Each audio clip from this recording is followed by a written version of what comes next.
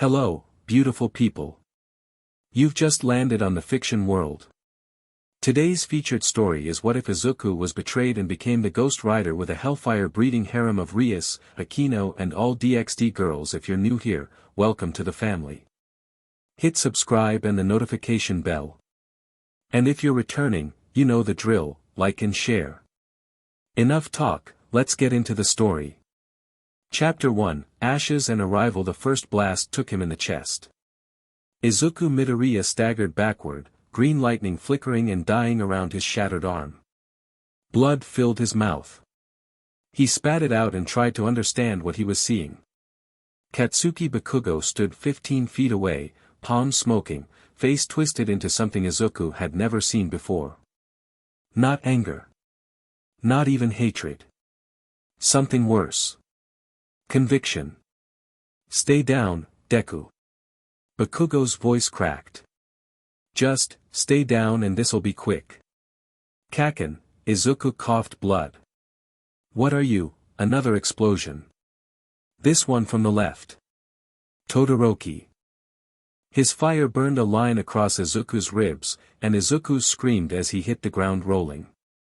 The concrete of the abandoned warehouse district cratered beneath him. He looked up through swelling eyes and saw them all.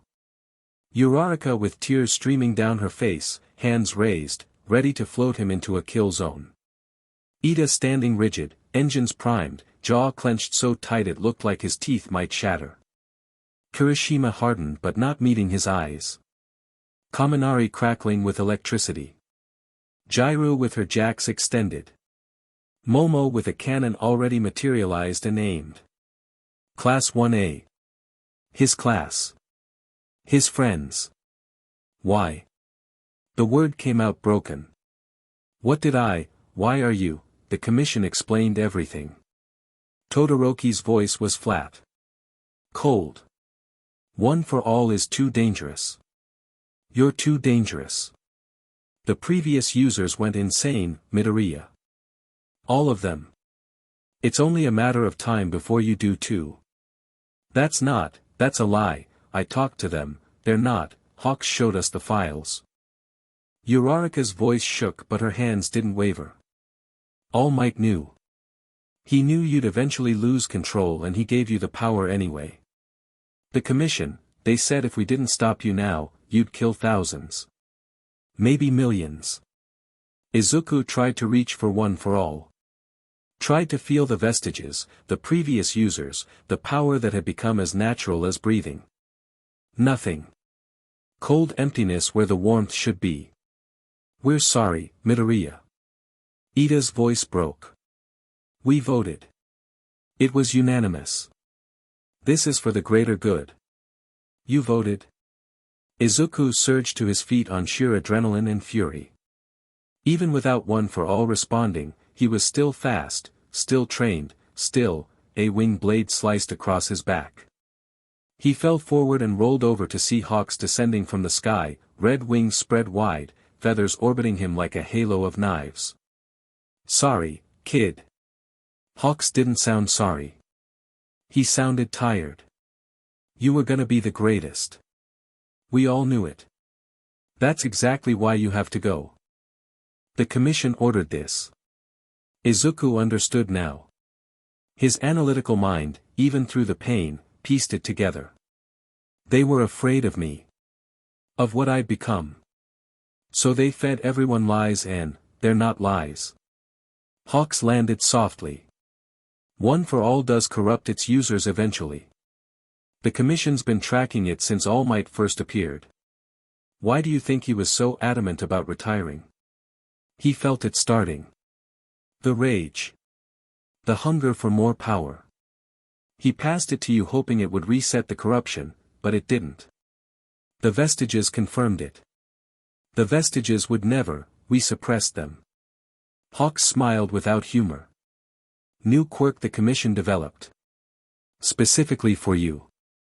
They've been screaming in your head for weeks trying to warn you, but you couldn't hear them. Couldn't feel them. Just felt strong and confident and certain you were doing the right thing. Izuku's blood ran cold. The strange confidence he'd felt lately. The unusual clarity. The way his doubts had simply vanished. They'd been manipulating him. Drugging him. Cutting him off from the only family One for All gave him. All Might, he gasped. Where's All Might? He wouldn't, he'd never agree to, in a hospital, Hawks said. Sedated. He'll wake up after you're gone and we'll tell him you went insane and attacked your classmates. That we had no choice. He'll mourn you. He'll probably never forgive himself. But he'll be alive, and that's more than you'd have left him if we'd waited. Izuku looked at his classmates again. Really looked. Bakugo was shaking. Actually shaking. His palms kept crackling with small explosions he couldn't control. Uraraka was still crying. Kirishima had turned away entirely. They believed it. They genuinely believed they were saving the world from him. And the worst part? Part of Izuku understood. If someone had told him that Bakugo was destined to become a villain who'd kill millions, and showed him evidence, and all his teachers confirmed it, would he have been able to pull the trigger? He didn't know. But he knew he deserved a chance. A trial. Something other than execution by his own friends in a warehouse district at midnight. I trusted you, Izuku said quietly. All of you. I would have died for any of you. We know. Todoroki raised his hand, flames gathering. That's what makes this so hard. The fire came. Izuku closed his eyes. Darkness. Not the darkness of unconsciousness. Something deeper. Older. A void that had existed before light was invented. Izuku floated in it, aware of himself only as a concept. His body was gone. Burned away with Todoroki's flames and Bakugo's explosions and Hawk's feathers and the combined assault of everyone he'd ever called a friend. He should be angry. He was. But more than that, he was tired. So tired. He'd given everything. His body. His future.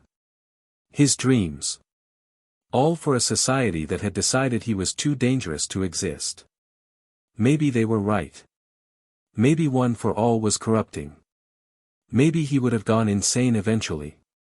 Or maybe the Commission just couldn't stand the idea of someone they couldn't control.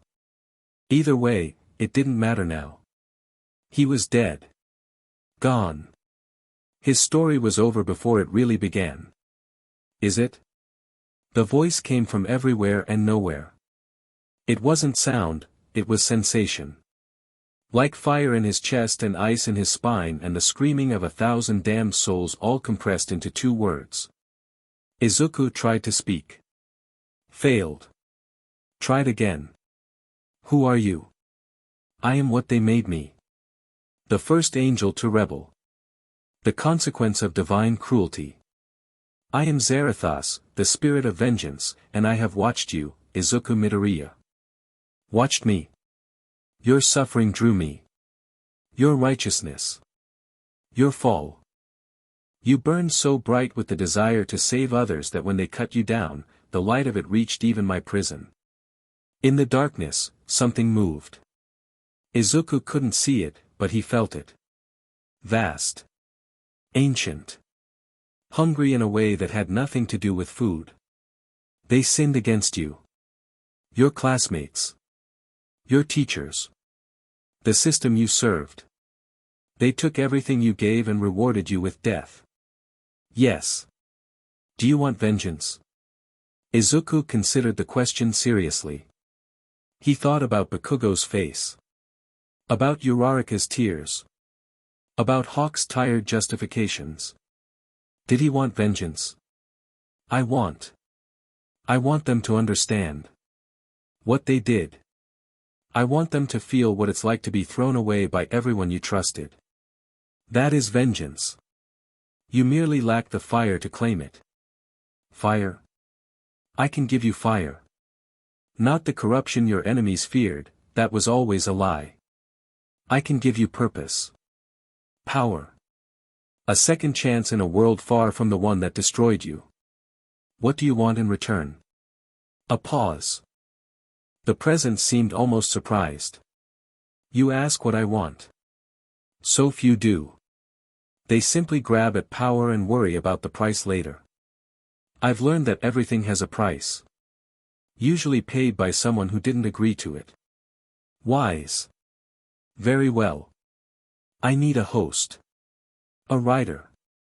Someone to carry my fire through the realms and punish those who sin against the innocent. In your world, I could not manifest, the quirk energy disrupted my essence. But there are other worlds. Other dimensions. Places where my fire can burn freely. You want me to punish sinners? I want you to be what you always were. A hero. But one who no longer asks permission. One who does not wait for society to sanction his actions. One who sees injustice and burns it away without hesitation. That sounds like being a villain. Does it? You protected the weak. They killed you for it. You followed the rules. They changed the rules. You trusted the system. The system betrayed you. What has being a hero gotten you but death? Izuku was quiet for a long time. What has it gotten me? He thought about the people he'd saved. The little girl who'd hugged him after he pulled her from a collapsed building. The old man who'd cried and called him the real deal. Eri's smile. Koda's grudging respect.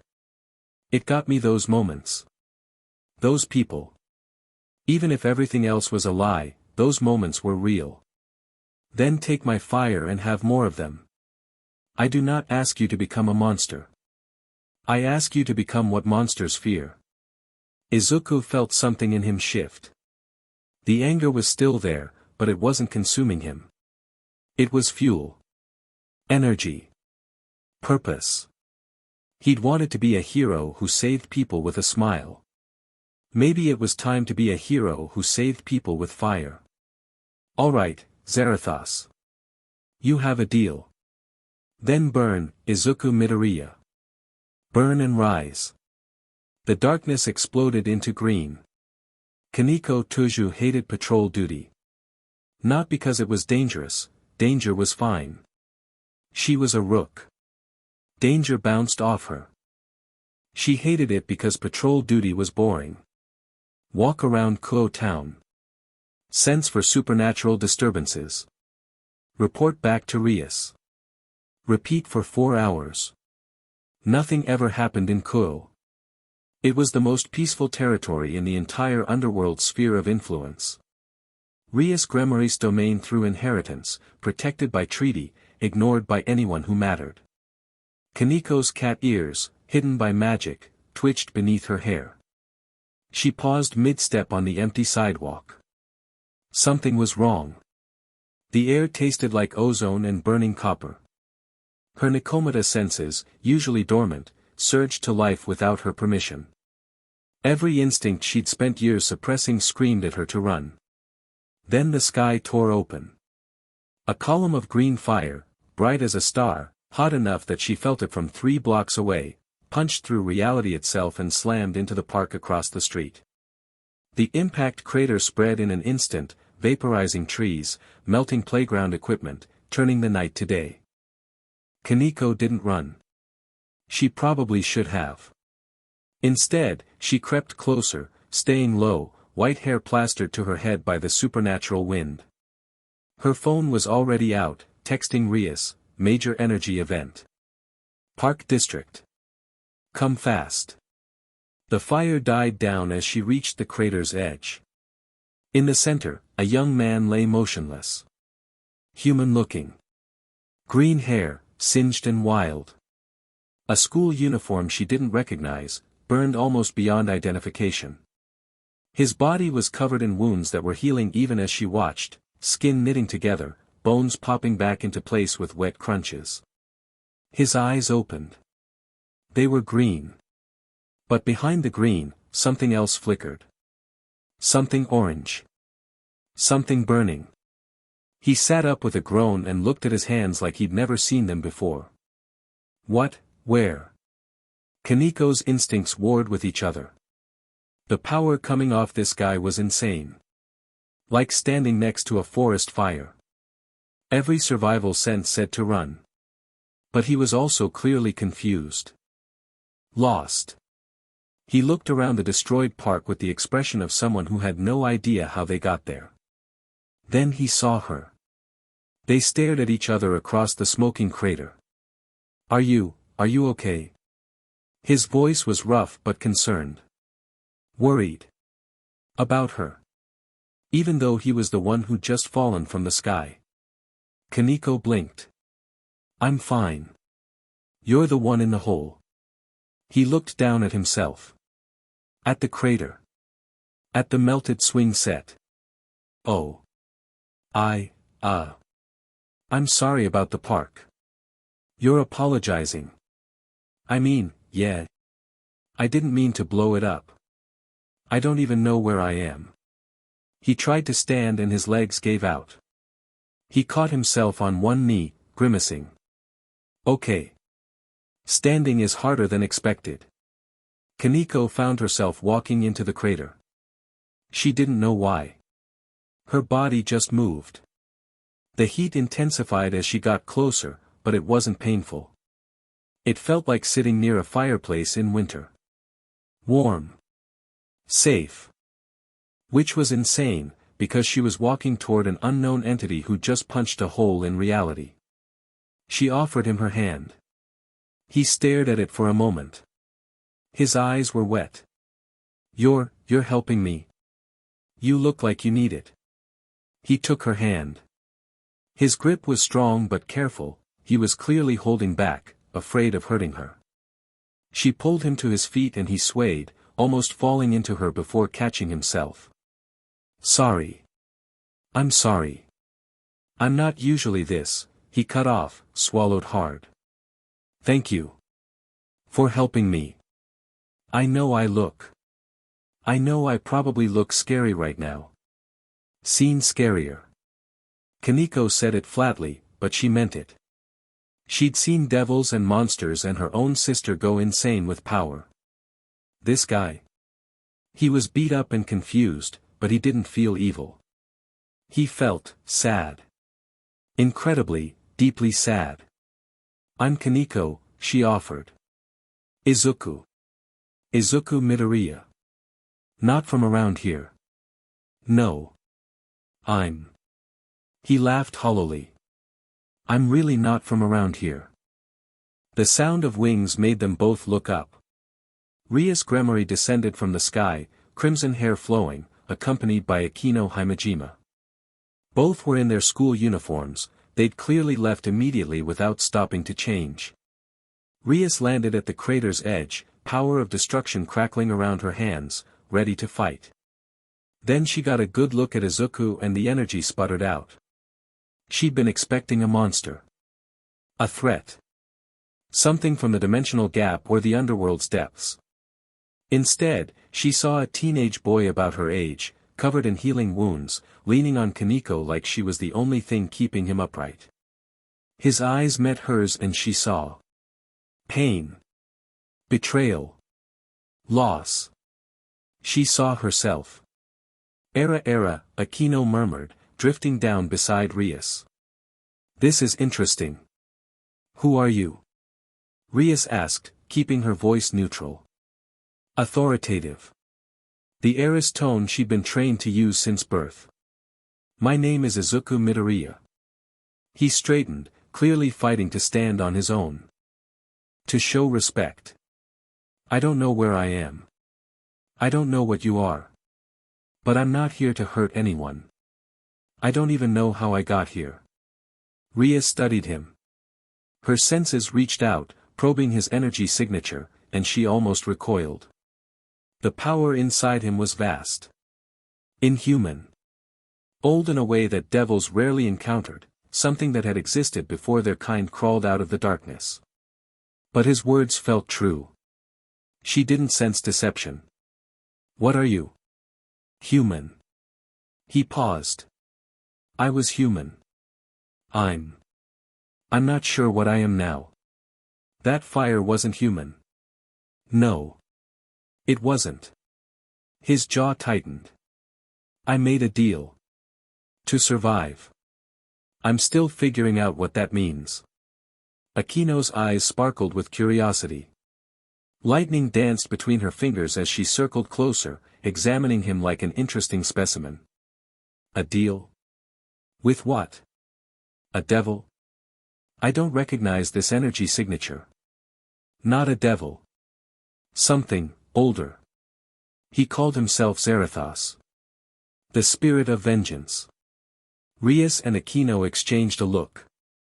I've never heard that name, Rias said. Neither have I.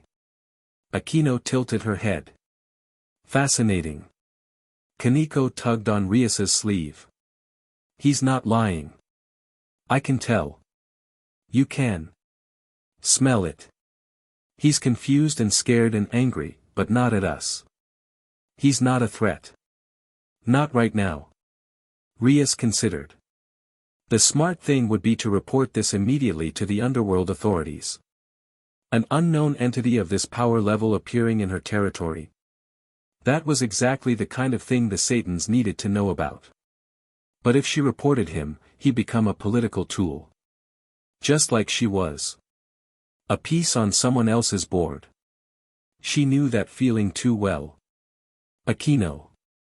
Help Kaneko bring him back to the clubroom. I need to make some calls.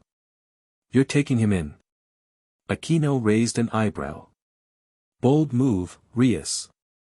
He fell into my territory. He's my responsibility. And. She looked at Izuku again.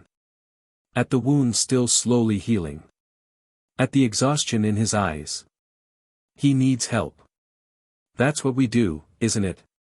Help people. Izuku's expression flickered.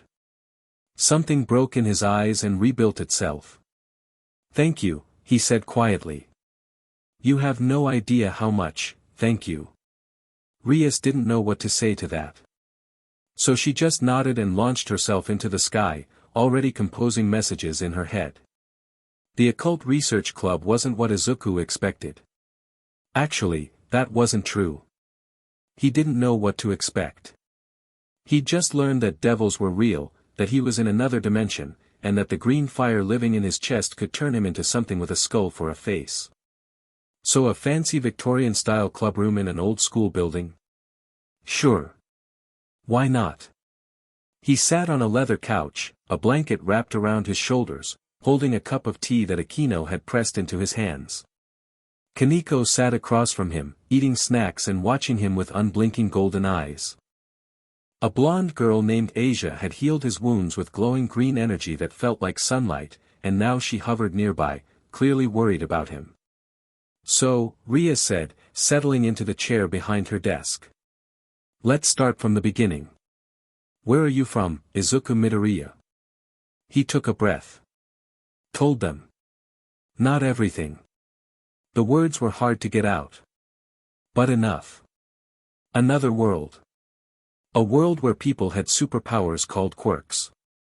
Where heroes were celebrities and villains were real and a kid without powers dreamed of saving people anyway. Where he'd been given the greatest power in history by the greatest hero who ever lived. Where the people he'd trained with, fought beside, bled for, had decided he was too dangerous to exist. They voted, he said quietly. My classmates. They voted unanimously to kill me. And then they did.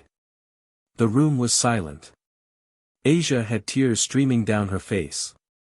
Kaneko's hands had tightened into fists around her snack bag. Akeno's teasing smile was gone, replaced by something cold and hard. Rias just watched him with crimson eyes that understood far too much. And the fire? She asked. Zerithas? He found me. When I was dead. Offered me a deal, power in exchange for carrying his vengeance. Izuku stared into his tea. I said yes. I don't know if it was the right choice. But I wasn't ready to die. Not like that. Not thrown away like garbage by people I would have given my life for. Vengeance. Akeno's voice was soft. He wanted you to punish those who killed you. He wanted me to punish sinners. People who hurt innocents. People who abuse power. He looked up. It's not that different from being a hero. Just, without asking permission first. Rias leaned back in her chair. She was quiet for a long moment. I know what it's like, she said finally. Being treated as a tool. A piece on someone else's board. My family engaged me to a man I've never chosen, and in 2 weeks I'll be forced to fight in a contest I can't win to escape a marriage I never wanted. Izuku blinked. That's horrible. It's politics. Devil politics. She smiled without humor. We're not so different, you and I. Both of us disposable when it's convenient. Nobody should be disposable. No. They shouldn't. She stood and walked to the window, looking out at the night sky. You can stay here. In Kuo. Under my protection, for whatever that's worth. In exchange, I only ask for honesty. If you're a threat, I need to know. If your power could help my peerage, I'd appreciate the assistance. And if the underworld comes asking questions, I need to know what to tell them. I don't know what I can do, Izuku admitted. This power. I barely understand it. But I won't lie to you. And I won't hurt anyone who doesn't deserve it. Who decides who deserves it? The fire does. He shuddered slightly. It knows. It can feel sin. When I transformed during the fight, when the stray devil attacked, I could see every person it had killed. Every innocent life it had consumed. The fire showed me and then it. He swallowed. It burned the sin out of it. Made it experience every death it had caused. Akeno inhaled sharply. You can make sinners feel the weight of their sins? I think so. Yes. That's. She trailed off, something unreadable in her expression. Terrifying. Izuku offered. Poetic. Akeno smiled, and it was a real smile this time. Dark and complicated, but real. I think I like you, Izuku Midoriya. Kaneko appeared at his side. He hadn't even seen her move. She pressed a cookie into his hand. Eat. You look like you're going to fall over. Thanks. He took the cookie. You've been really kind. All of you. I wasn't expecting. He couldn't finish the sentence.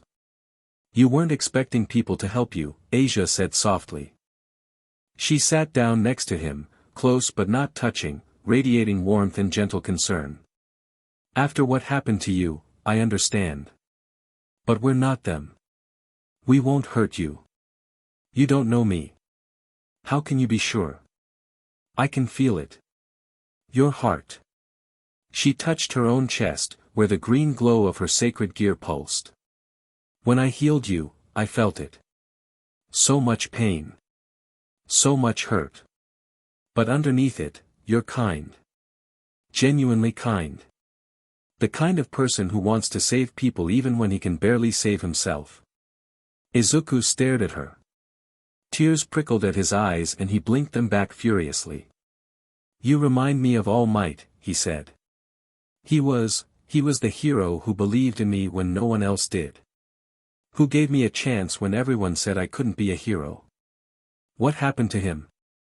They drugged him. Made him sleep through my execution. By now they've probably told him I went insane and attacked people. Izuku's hands shook. He'll think he created a monster. He'll blame himself for the rest of his life. Asia covered his hand with hers. The trembling stopped. Then someday, when you're ready, you'll find a way to tell him the truth. I don't even know if that's possible. Different dimensions.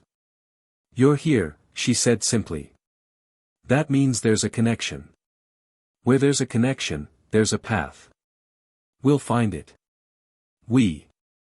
She said we like she'd already decided to be on his side.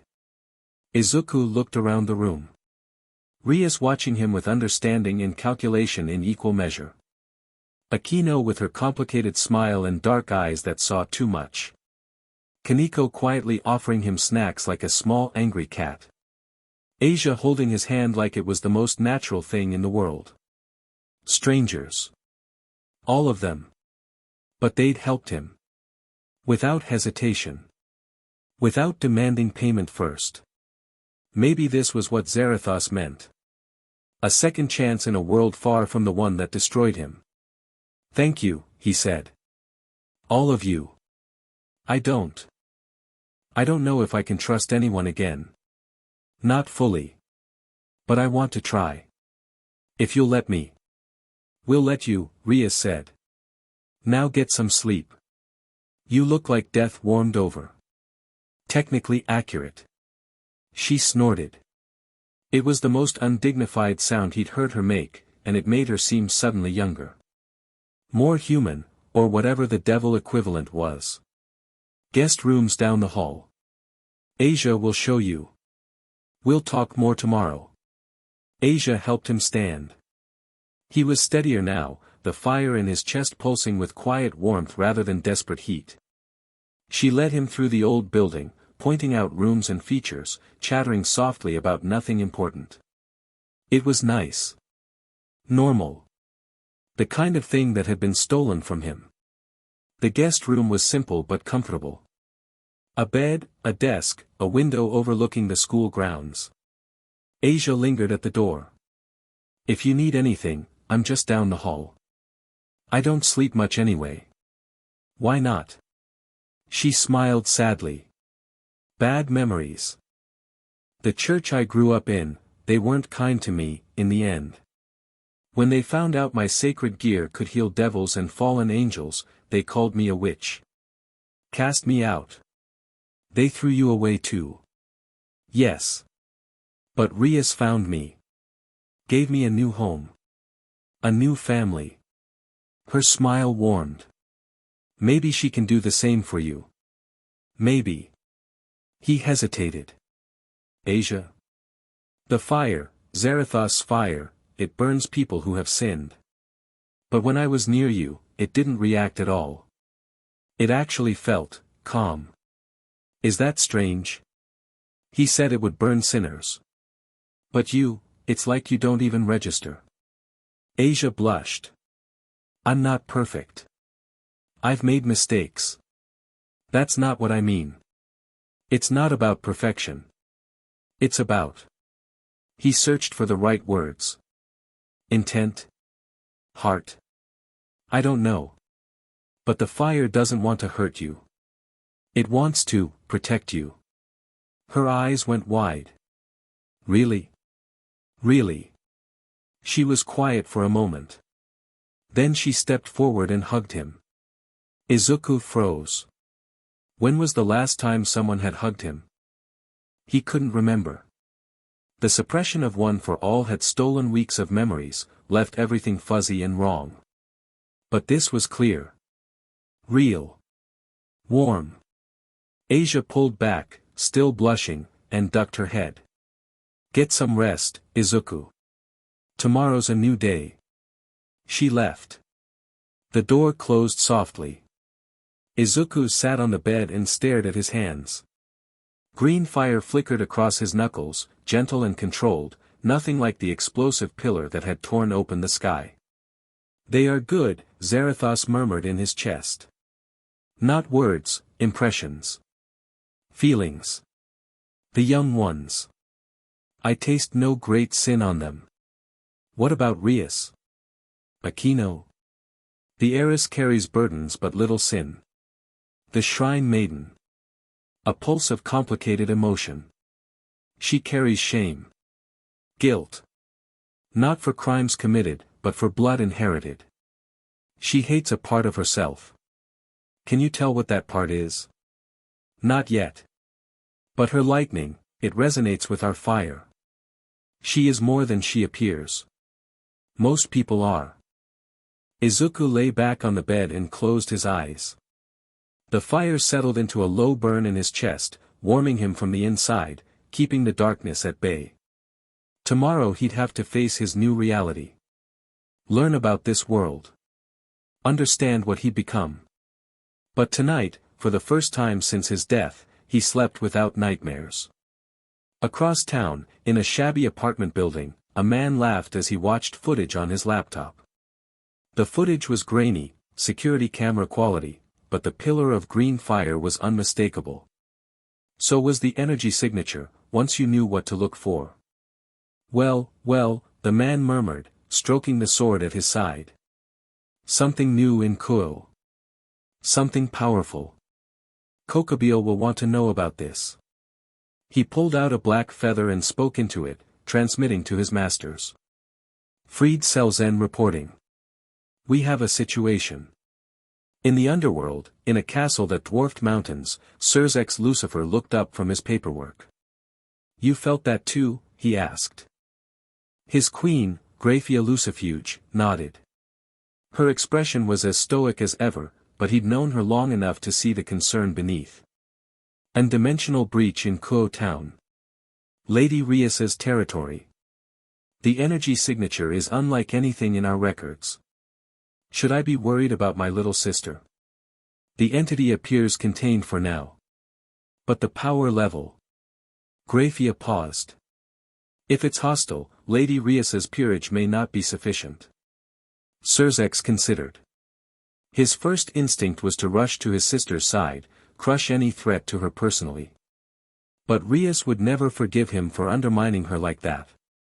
She was desperate to prove she could handle things herself. To escape the shadow of being the Lucifer's little sister. Monitor the situation. If it escalates, inform me immediately.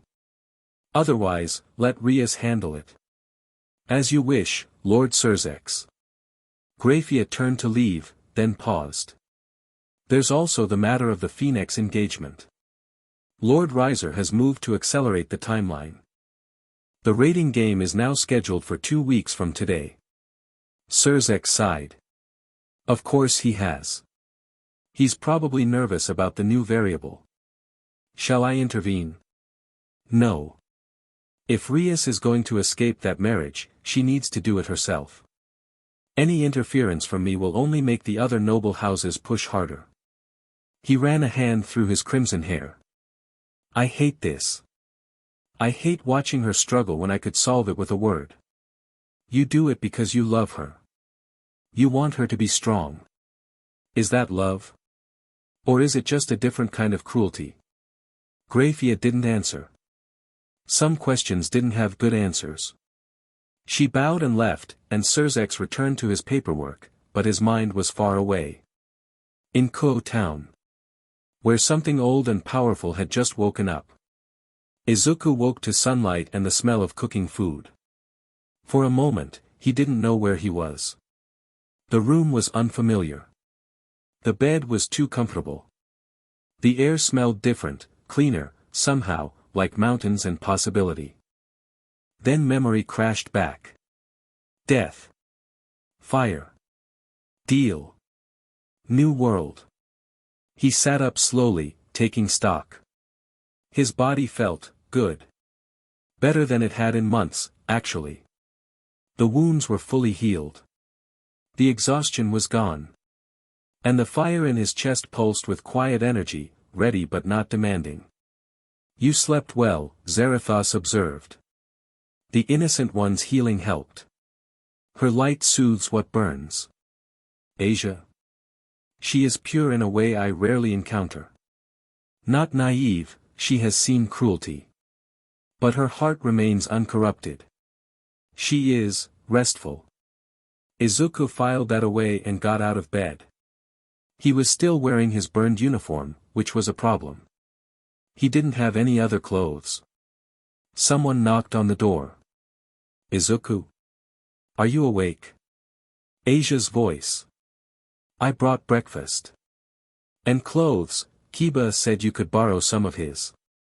He opened the door and she smiled up at him, holding a tray of food in one hand and a stack of folded clothes in the other. She was wearing the Kuo Academy uniform now, white shirt, black cape, short skirt. She looked like an ordinary high school girl. She wasn't.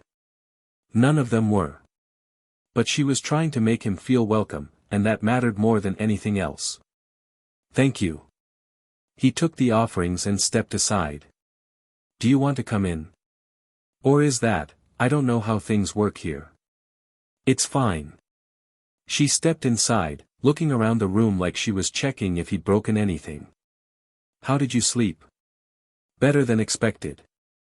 I don't usually sleep well. Nightmares? Yeah. Me too. She sat on the edge of the bed while he set down the food and picked up the clothes. I dream about the church. About being cast out. About the man who used me. She said it matter-of-factly, like she was reading a shopping list. Used you? A fallen angel named Rainier. She pretended to be my friend, and then she tried to steal my sacred gear. It would have killed me. Rias saved me. Asia smiled faintly. I seem to need a lot of saving. Nothing wrong with that. The important thing is that you're still here. I know. I just wish. She trailed off, shaking her head. Never mind. Get dressed. Rias wants to talk to you. She left, and Izuku changed quickly. Kiba's clothes fit reasonably well, they were about the same size, though Izuku was slightly more muscular. The Kuo Academy uniform felt strange. Foreign. A constant reminder that he wasn't home anymore. But home had tried to kill him. So maybe foreign wasn't so bad. The main clubroom was bustling when he arrived. Rias sat behind her desk, going through papers with focused intensity. Akeno served tea to a blonde boy Izuku hadn't met yet, lean, handsome, with a charming smile.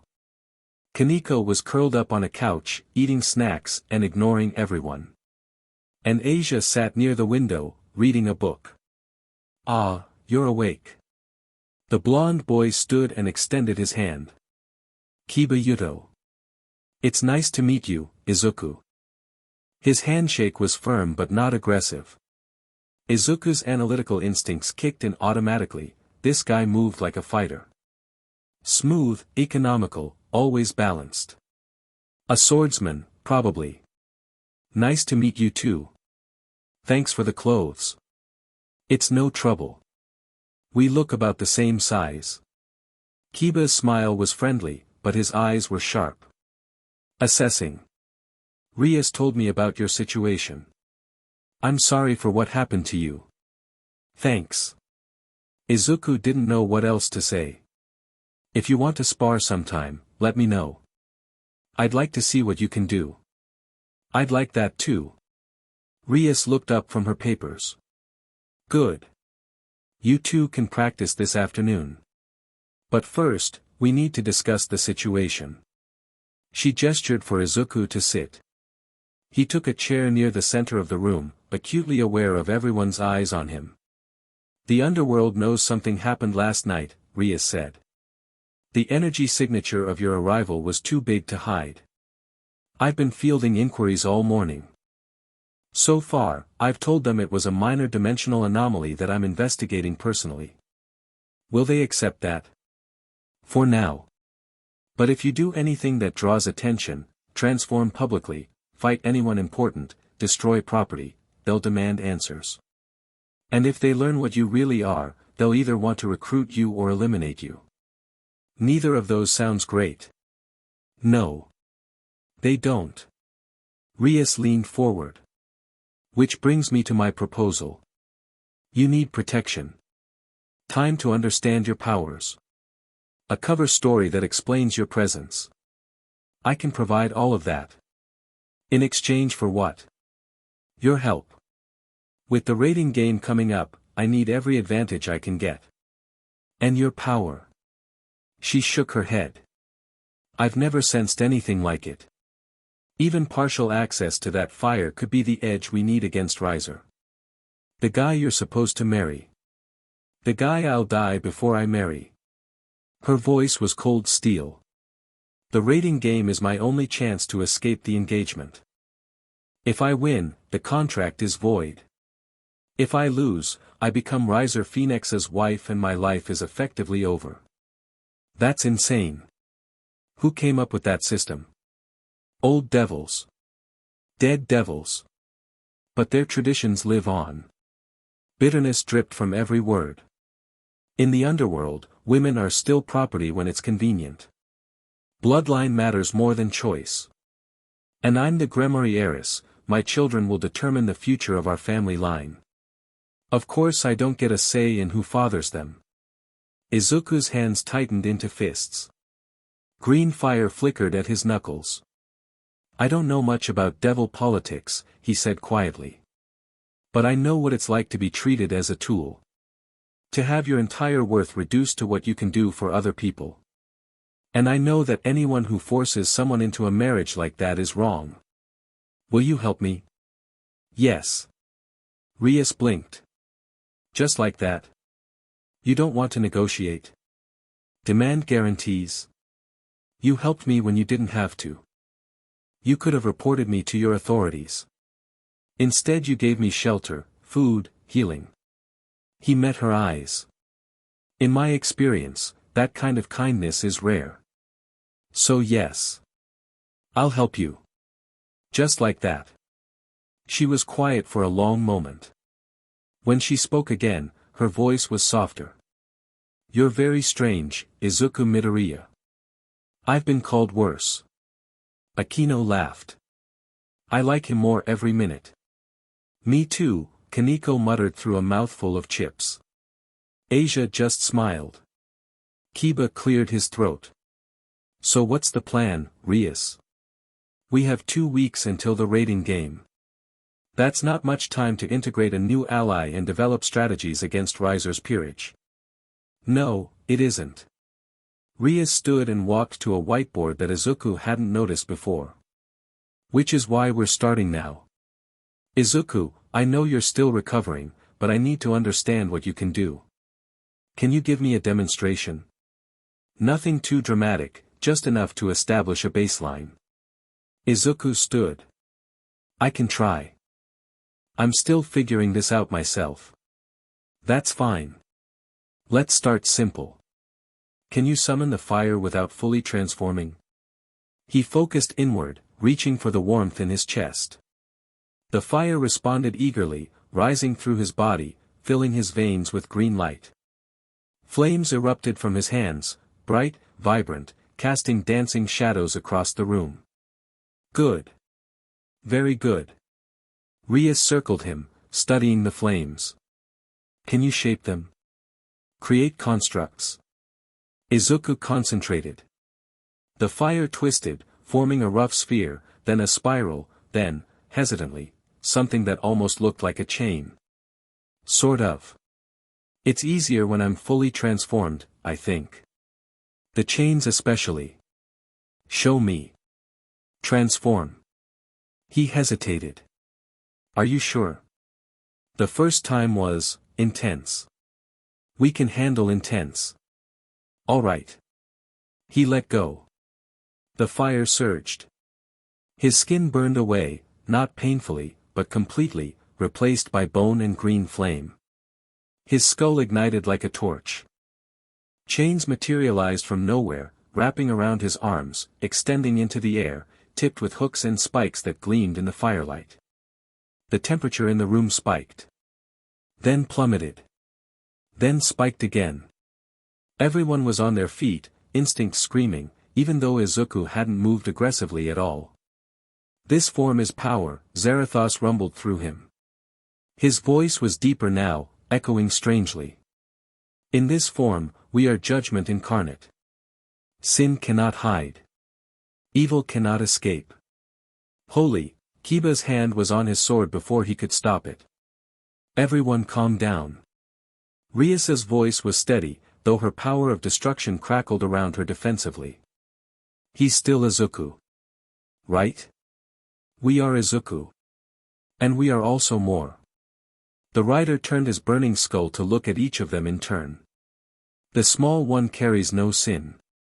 The healer is pure. The knight carries old wounds but no evil.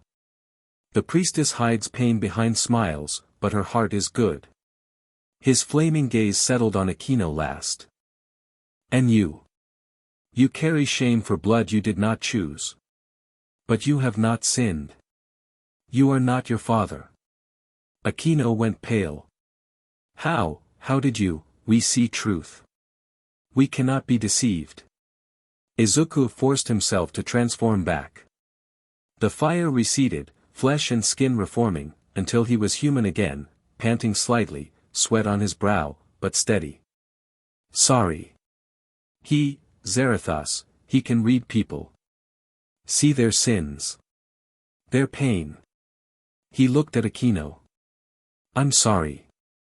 I didn't mean to, it's fine. Her voice was clipped. Controlled. But something in her eyes had shifted. We all have secrets. Mine was just, exposed. I won't tell anyone. I know. She smiled, and it was almost genuine. You're not that kind of person. Even I can see that. An awkward silence fell. Rias broke it. That was, informative. Your rider form is clearly powerful. But we need to establish what specifically it can do. The fire, the chains, this penance stare, you mentioned, everything. Okay. Izuku took a breath, organizing his thoughts. The fire burns sin. The guiltier someone is, the more it hurts them. People who haven't done evil, like Asia or Kaneko, it's warm to them. Comforting. So it's not raw destructive power. It's targeted. Yeah. And the chains can extend really far. I'm not sure of the limit. They can also bind supernatural creatures regardless of how strong they are. I think. You think? I've only used them once. Against the stray devil. They worked fine then. Rias nodded slowly. And the penance stare. If I catch someone's eyes in rider form, I can make them experience every pain they've ever caused. Every death. Every hurt. All at once. He shuddered. It's not something I want to use lightly. It can break people. Or kill them. I don't know. Maybe. If they've caused enough pain. Kiba whistled low. That's brutal. That's justice, Kaneko said quietly. Different from what Rias can do. She destroys. He punishes. There's a distinction. Yes. Kaneko met Izuku's eyes. You don't just kill. You make them understand why they deserve it. That's different. Izuku didn't know how to respond to that. He'd never thought of it that way before. Rias clapped her hands. All right. We have a baseline. Now let's see how you fare against our training. Kiba, take him to the practice field. Evaluate his close combat skills without the rider transformation. I want to know if he can fight as a human too. Yes, President. Kiba led Izuku out of the clubroom, through the old school building, and onto a field behind the main structure. It was hidden from the rest of the campus by trees and what Izuku recognized as a magical barrier, similar in concept to the illusions heroes used for secret training facilities. This is our practice area, Kiba explained. We can go all out here without worrying about property damage. The barrier contains everything. Convenient. Rias is thorough. Kiba drew a wooden practice sword from somewhere, Izuku didn't see where, and tossed another one to him. Show me what you've got. Izuku caught the sword and tested its weight. He wasn't a swordsman, he'd always favored martial arts and creative quirk application, but he trained against armed opponents plenty. I should warn you, he said. I don't really know how to use a sword. That's fine. Neither did I, when I started. And you won't always have your fire. Better to know how to fight without it. Fair point. Kiba moved first. He was fast. Really fast. Faster than anyone Izuku had faced who wasn't using a speed-boosting quirk. His wooden sword blurred through the air, aimed at Izuku's shoulder, a disabling strike, not a killing one. Izuku's body reacted before his mind caught up. He sidestepped, let the blade pass, and countered with a strike at Kiba's ribs. Blocked. Kiba pivoted, launched a flurry of attacks, and Izuku found himself on the defensive, barely keeping up. But he was keeping up. Kiba's eyes widened slightly. You're good. Had good teachers. Izuku ducked a swing, rolled, came up slashing. Kiba parried. My school was brutal. We trained every day. Combat simulation, villain fights, everything. School trained you to fight villains? It was a hero school.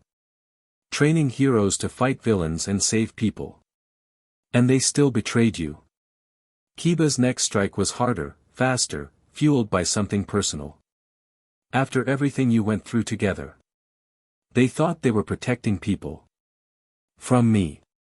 Izuku blocked, pushed back, created space. The ones who gave the orders knew it was a lie. But my classmates, they believed they were doing the right thing. Does that make it better or worse? I don't know. Another exchange of blows. Izuku was breathing hard now, but so was Kiba. I keep thinking about it. If someone told me that that my friend was going to become a monster and kill millions, and they showed me evidence, and all my teachers confirmed it, would I have been able to stop it? Would you? I want to say yes. But I don't know. That's what makes it so hard. I can't hate them. I want to. It would be easier. But I can't. Kiba disengaged, lowering his sword. His expression was complicated. I know what it's like to hate, he said quietly. There's a weapon, a holy sword called Excalibur. My friends and I were experimented on to make us compatible with it. The experiments failed. Everyone died except me. That's horrible. It was. And for years, I hated Excalibur. Hated the church that sanctioned the experiments. Hated anyone who wielded those swords. He looked at his hands. The hatred kept me going. But it also kept me trapped. I couldn't move past it. Have you moved past it now? I'm trying. Rias helped me see that revenge wouldn't bring them back. Nothing would. The best I can do is live in a way that honors their memory. He smiled faintly. But it's hard. Some days the hate is all I can feel. Izuku nodded slowly. I understand. The fire, Zerithas, it wants vengeance too. It's always there, in my chest, hungry for sin to burn. Learning to control it's a constant effort. Then we're not so different. Kiba raised his sword again. Let's keep going. I want to see what you've really got. They trained for 2 hours. By the end, Izuku was bruised, exhausted, and had lost count of how many times Kiba had killed him. But he'd also landed a few hits of his own, and his combat instincts, dulled by whatever the commission had done to him, were sharpening again.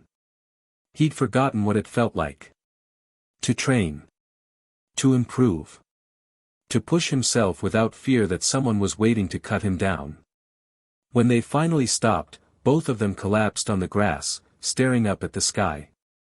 You're good, Kiba said. Really good. With more practice, you could be great. Thanks. You're amazing.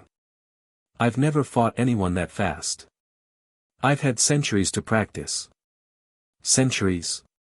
Devils age slowly. Technically I'm only a few decades old, but Rias reincarnated me from human stock, my time as a devil counts differently. Kiba laughed. It's confusing. Don't worry about it. This world is weird. Says the guy from a dimension where everyone has superpowers. Fair point. They lay in comfortable silence for a while. Then Kiba said, You'll do well here. I can tell. You've got the right instincts. What instincts? The instinct to protect people. Even when you're hurting. Even when it costs you everything. Kiba sat up. That's rare. Most people prioritize themselves. You prioritize others. That's why Rias trusts you already. She trusts me. She wouldn't have brought you into our home if she didn't. She's careful, Rias. She has to be. But she also has good instincts about people. If she thinks you're worth protecting, then you are. Izuku felt something warm in his chest. Not the fire, something softer. Thanks, Kiba. That means a lot. Come on. Let's get back. Akeno's probably making dinner, and if we're late, Kaneko will eat everything. Dinner was surprisingly normal. They sat around a large table in the clubroom, eating what Akeno had prepared, some kind of Japanese curry that was absolutely delicious, and talking about nothing in particular. Kaneko ate with single-minded focus. Asia asked Izuku questions about his world, fascinated by the concept of quirks. Kiba debated sword techniques with Rias. And Akeno presided over it all with a knowing smile, refilling plates and cups with practiced ease. It felt like a family. Izuku had never really had that before. His mother loved him, but she'd been so afraid after he was diagnosed quirkless. His classmates had been complicated, Bakugo's rivalry, Todoroki's distance, Uraraka's warmth that hid her own struggles. He'd cared about all of them, but he'd never felt truly safe with any of them. Here, somehow, he did. Maybe it was because they'd helped him without asking for anything. Maybe it was because they'd all been broken in their own ways and understood what it meant to be put back together. Maybe it was just because he was tired of being alone. Whatever the reason, when Rias asked him how he was doing, really doing, not just physically, he found himself telling the truth. I'm scared, he admitted. I don't know what I've become. I don't know what Zerithas will ask of me eventually. I don't know if I can control this power or if it'll control me. Rias nodded. Fair concerns. But I'm also hopeful. For the first time since I died. You've given me a chance to be something other than a victim. To fight for something again. And I want to make the most of it. Then you will. Rias raised her glass. To new beginnings. To new beginnings, everyone echoed. Izuku drank, and the fire in his chest burned warm. That night, Izuku found himself on the roof of the old school building, looking up at unfamiliar stars. The constellations were all wrong. Different shapes, different patterns, different names. Nothing like the sky he'd grown up under. But it was still beautiful. You're thinking about them, Zerithas observed. Your old comrades. I'm always thinking about them. Do you still want vengeance? Izuku considered the question. Really thought about it. I want them to understand what they did. I want the people who gave the orders, the commission, whoever was really behind it, to face justice. But my classmates. They were tools. Used by smarter villains. They still made the choice. They voted. They pulled the trigger. But you hesitate to burn them. They were my friends. Even Bakugo. We grew up together. We fought together. We bled together. They made a terrible choice based on lies, but... He couldn't finish the thought. This is why I chose you, Zerithas said. Another host would have burned with rage. Would have sought only destruction. But you seek truth. Understanding. You want justice, not just vengeance. Is that a good thing? It makes you stronger than any rider I've ever had. Vengeance burns hot but brief. Justice burns forever. Izuku didn't know how to respond to that. Footsteps behind him. He turned to find Akeno climbing through the roof access door, a blanket wrapped around her shoulders and 2 cups of tea in her hands. Couldn't sleep either, she asked. Not really. She sat down next to him, close enough that their shoulders almost touched, and handed him a cup. Thank you. Don't mention it. She sipped her own tea, looking up at the stars. You know, I was watching you at dinner tonight. Trying to figure you out. And? You're different from what I expected. When I heard spirit of vengeance, I pictured something, angrier. More savage. I am angry. I'm just trying not to let it control me. That's what I mean. She turned to look at him, her violet eyes catching the starlight. Most people with power use it to take what they want. You have power, and you use it to protect people you barely know. That's not normal. Normal was never really my thing. She laughed softly. No, I suppose not. They sat in silence for a while. It wasn't uncomfortable, more like the quiet between old friends who didn't need words to communicate. Finally, Akeno spoke again. Earlier today, when you transformed, when the rider said he could see what I was hiding, I panicked. For a moment, I thought you'd look at me differently. Judge me for what I am. What are you? She was quiet for a long time. My mother was human. A shrine maiden, actually. My father. She exhaled slowly. My father is Betrayal. A fallen angel. One of the cadre, the highest ranking. Izuku didn't know what that meant exactly, but he could feel the weight of it. The shame. I'm half-fallen angel, Akeno continued. When I was a child, people found out. They killed my mother and tried to kill me. I escaped, barely. I've been hiding what I am ever since. Why hide? Because fallen angels are reviled. They betrayed heaven. They caused the Great War. My father. Her voice cracked. My father let my mother die. He wasn't there when she needed him. And every time I look at myself, every time I feel the lightning in my blood, I see him. I hate him. And I hate that part of myself. That's a lot to carry. It is. I've gotten good at hiding it. The flirtatious act, that era persona, it keeps people from looking too closely. From seeing the ugly truth underneath. Izuku turned to face her fully. You don't have to perform for me, he said quietly. I already saw the truth. And I don't think you're ugly. I think you're strong. Incredibly strong. Carrying all that pain for so long, and still managing to smile. Still managing to be kind to people. That takes more strength than any power. Akeno stared at him. Her eyes were wet. You barely know me. I know enough. The writer showed me your heart. There's no sin there. Just pain. Just shame you took on for something that wasn't your fault. He reached out and took her hand. Green fire flickered across his skin, but it didn't burn her. It was warm. Gentle. You're not your father. You're not what people did to your mother. You're Akeno. That's all that matters. She broke. The mask crumbled, and she collapsed against him, sobbing into his chest, all the pain and fear and self-hatred she'd been carrying for years pouring out in a flood. He held her, letting the fire wrap around them both like a blanket, keeping the cold night air at bay. They stayed like that for a long time. When she finally pulled back, her makeup was ruined and her eyes were red, but something in her expression had shifted. Lightened. No one's ever said that to me before, she whispered. No one's ever seen me, really seen me, and not looked away.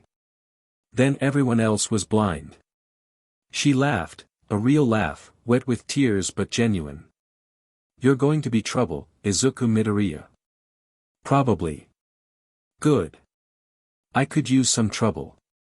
She reached up and touched his face, her fingers tracing the line of his jaw. Thank you. For seeing me. Always. She kissed his cheek, soft, brief, a promise of something more, and stood. Get some sleep. Tomorrow's going to be rough. Why? Because Rias is going to throw everything she has at training you, and she doesn't do anything halfway. Akeno smiled, and this time it reached her eyes. Welcome to the ORC, Izuku. I hope you survive the experience. She vanished through the roof access, and Izuku was alone again. But for the first time, alone didn't feel lonely. In his cell in Tartarus, all for one's fingers twitched. The crack in reality had grown larger. Not by much, barely a millimeter, but it was progress. Every day, he fed it more power. Every day, the gap between dimensions widened slightly. One for All's destruction had created a scar in reality. A wound that refused to heal completely. And through that wound, he could feel. There you are, boy. The successor. The one who should have died. The one who had somehow become something else entirely. All for one didn't understand what Izuku had become. The energy signature was foreign, alien, touched by something that made even his vast knowledge balk. But he didn't need to understand it.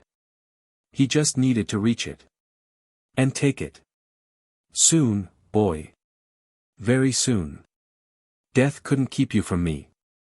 Do you really think dimensions will? He smiled in the darkness of his prison. The crack widened another fraction of a millimeter. In an office somewhere in Tokyo, Hawk stared at a blood-stained folder. He'd found it in the dead scientist's apartment. Hidden behind a false wall, protected by quirk-resistant locks and biometric security. Project Culling, the header read. Inside were documents detailing the Commission's long-term plan to eliminate high-risk assets, heroes and hero students whose powers were deemed too dangerous to control.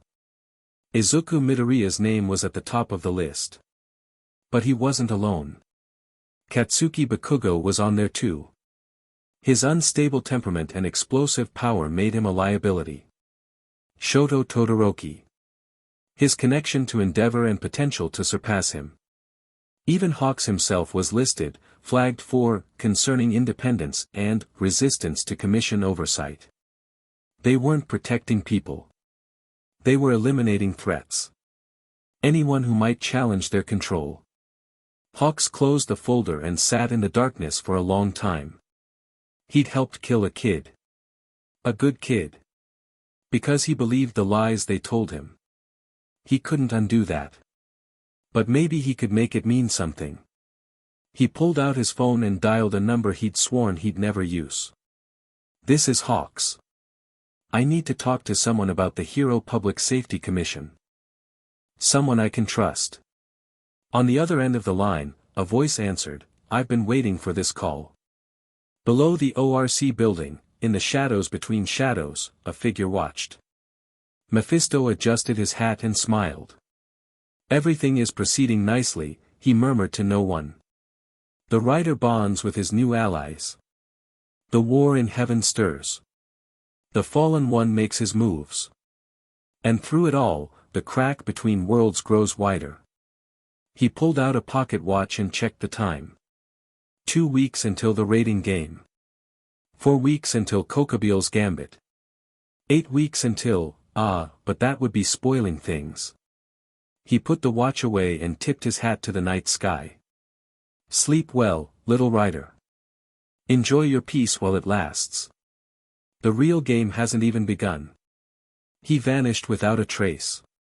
And on the roof above, Izuku Midoriya finally went inside to sleep, unaware of the forces gathering around him. Forces that would change everything.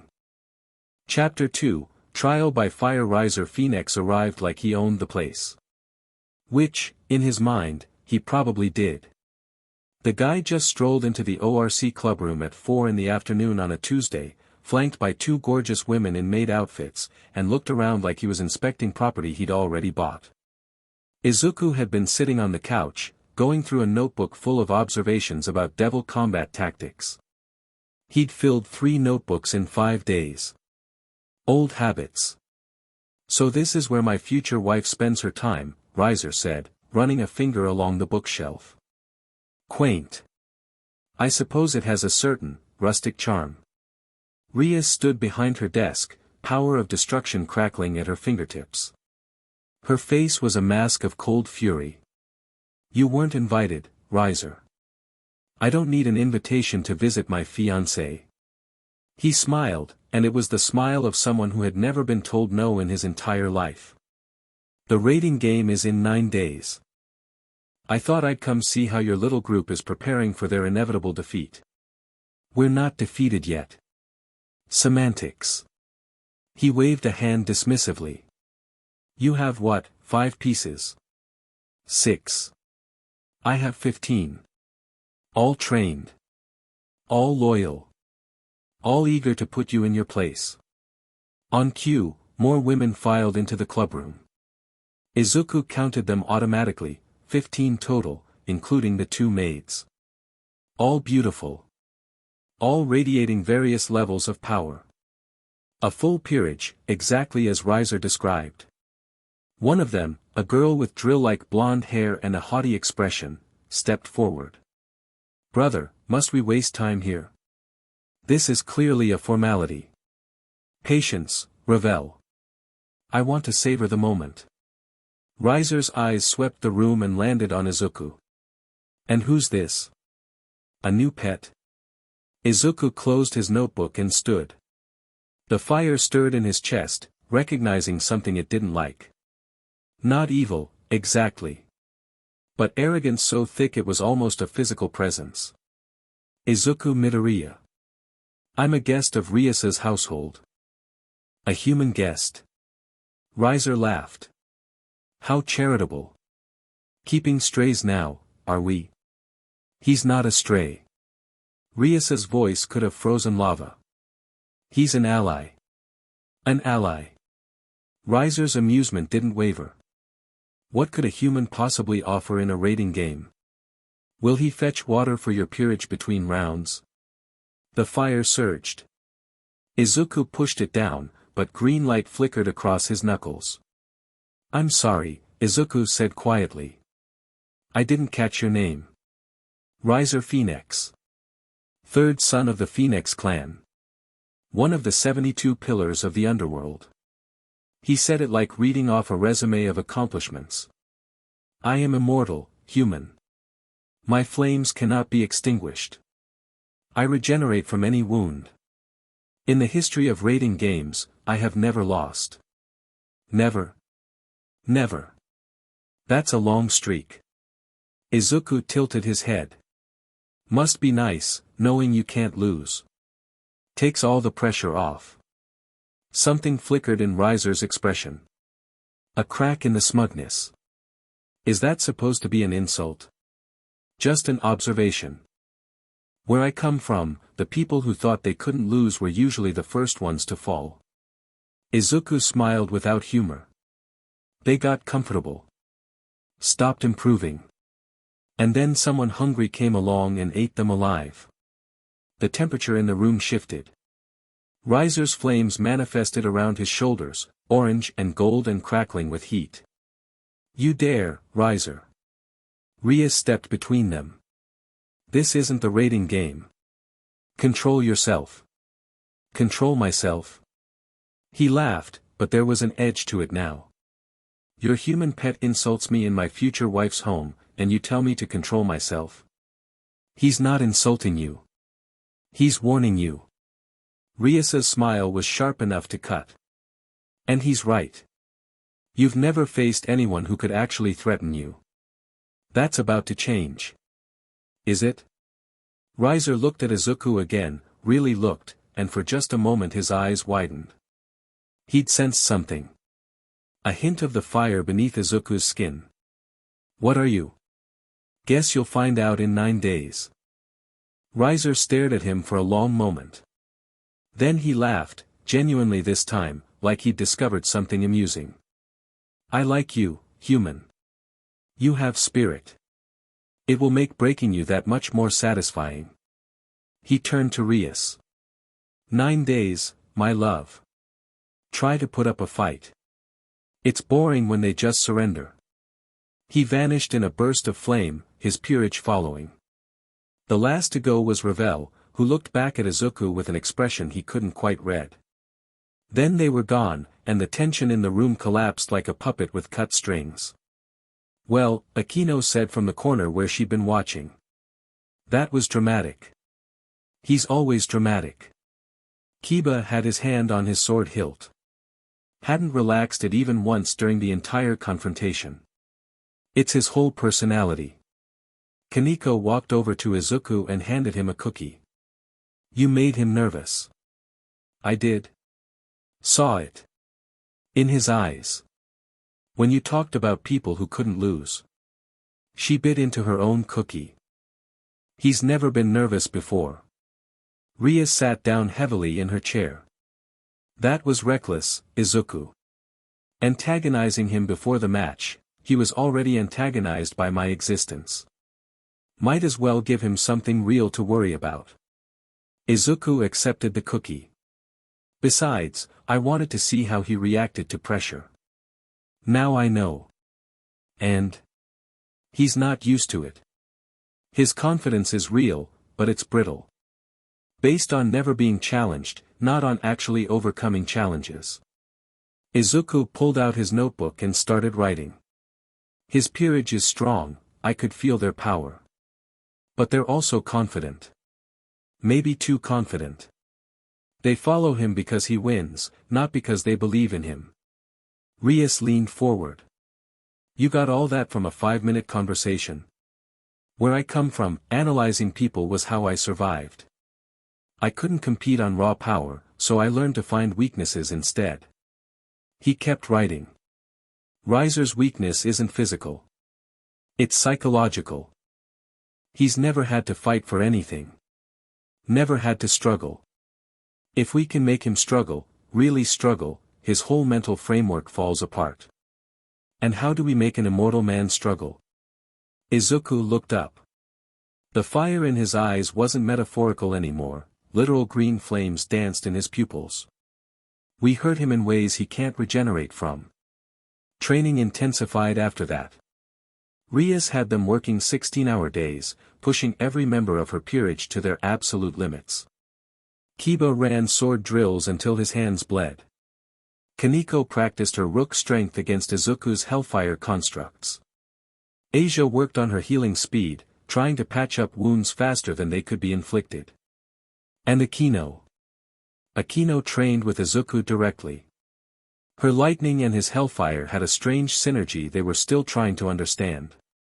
When their powers touched, they merged, green fire wrapped in purple electricity, crackling with combined energy that was more than the sum of its parts. Again, Akeno said, breathing hard. They were in the training field, both of them scorched and exhausted. One more time. Izuku raised his hands, Hellfire coiling around his forearms. You sure? You look like you're about to collapse. I'm fine. She wasn't fine. She was swaying on her feet. But her eyes blazed with determination. We need to get this right. If we can combine our attacks perfectly, Riser won't be able to regenerate fast enough. He can regenerate from complete disintegration. Then we don't disintegrate him. We overwhelm him. Keep burning him faster than he can heal until his soul gives out. Can that even work? I don't know. But it's our best shot. She raised her hands, lightning dancing between her fingers. Now come on. One more time. They clashed. Fire and lightning wove together, spiraling into a single devastating blast that carved a trench across the training field. The combined energy was beautiful and terrifying, green and purple twisted into something that hurt to look at directly. When it faded, both of them were on the ground. Better, Akeno gasped. More stable than last time. Still not controlled enough. Izuku stared at the sky, chest heaving. We need to practice the transition. Right now there's a lag when our powers merge, about half a second where neither of us is fully in control. Half a second doesn't sound like much. Against someone like Riser, half a second is enough for him to counterattack. He sat up slowly. We need to be seamless. Like we're one person. Akeno turned her head to look at him. Her hair was splayed across the ground, violet eyes reflecting the fading light of their combined power. One person, she repeated softly. That's a lot of trust. Yeah. It is. They looked at each other for a long moment. Something passed between them, understanding, maybe.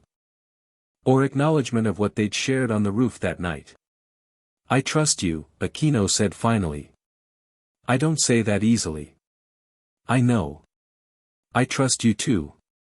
She smiled. It was small, tired, but real.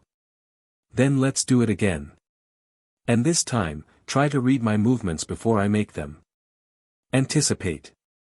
How? I don't know. Figure it out. She pushed herself to her feet and offered him a hand. You're the genius analyst, right?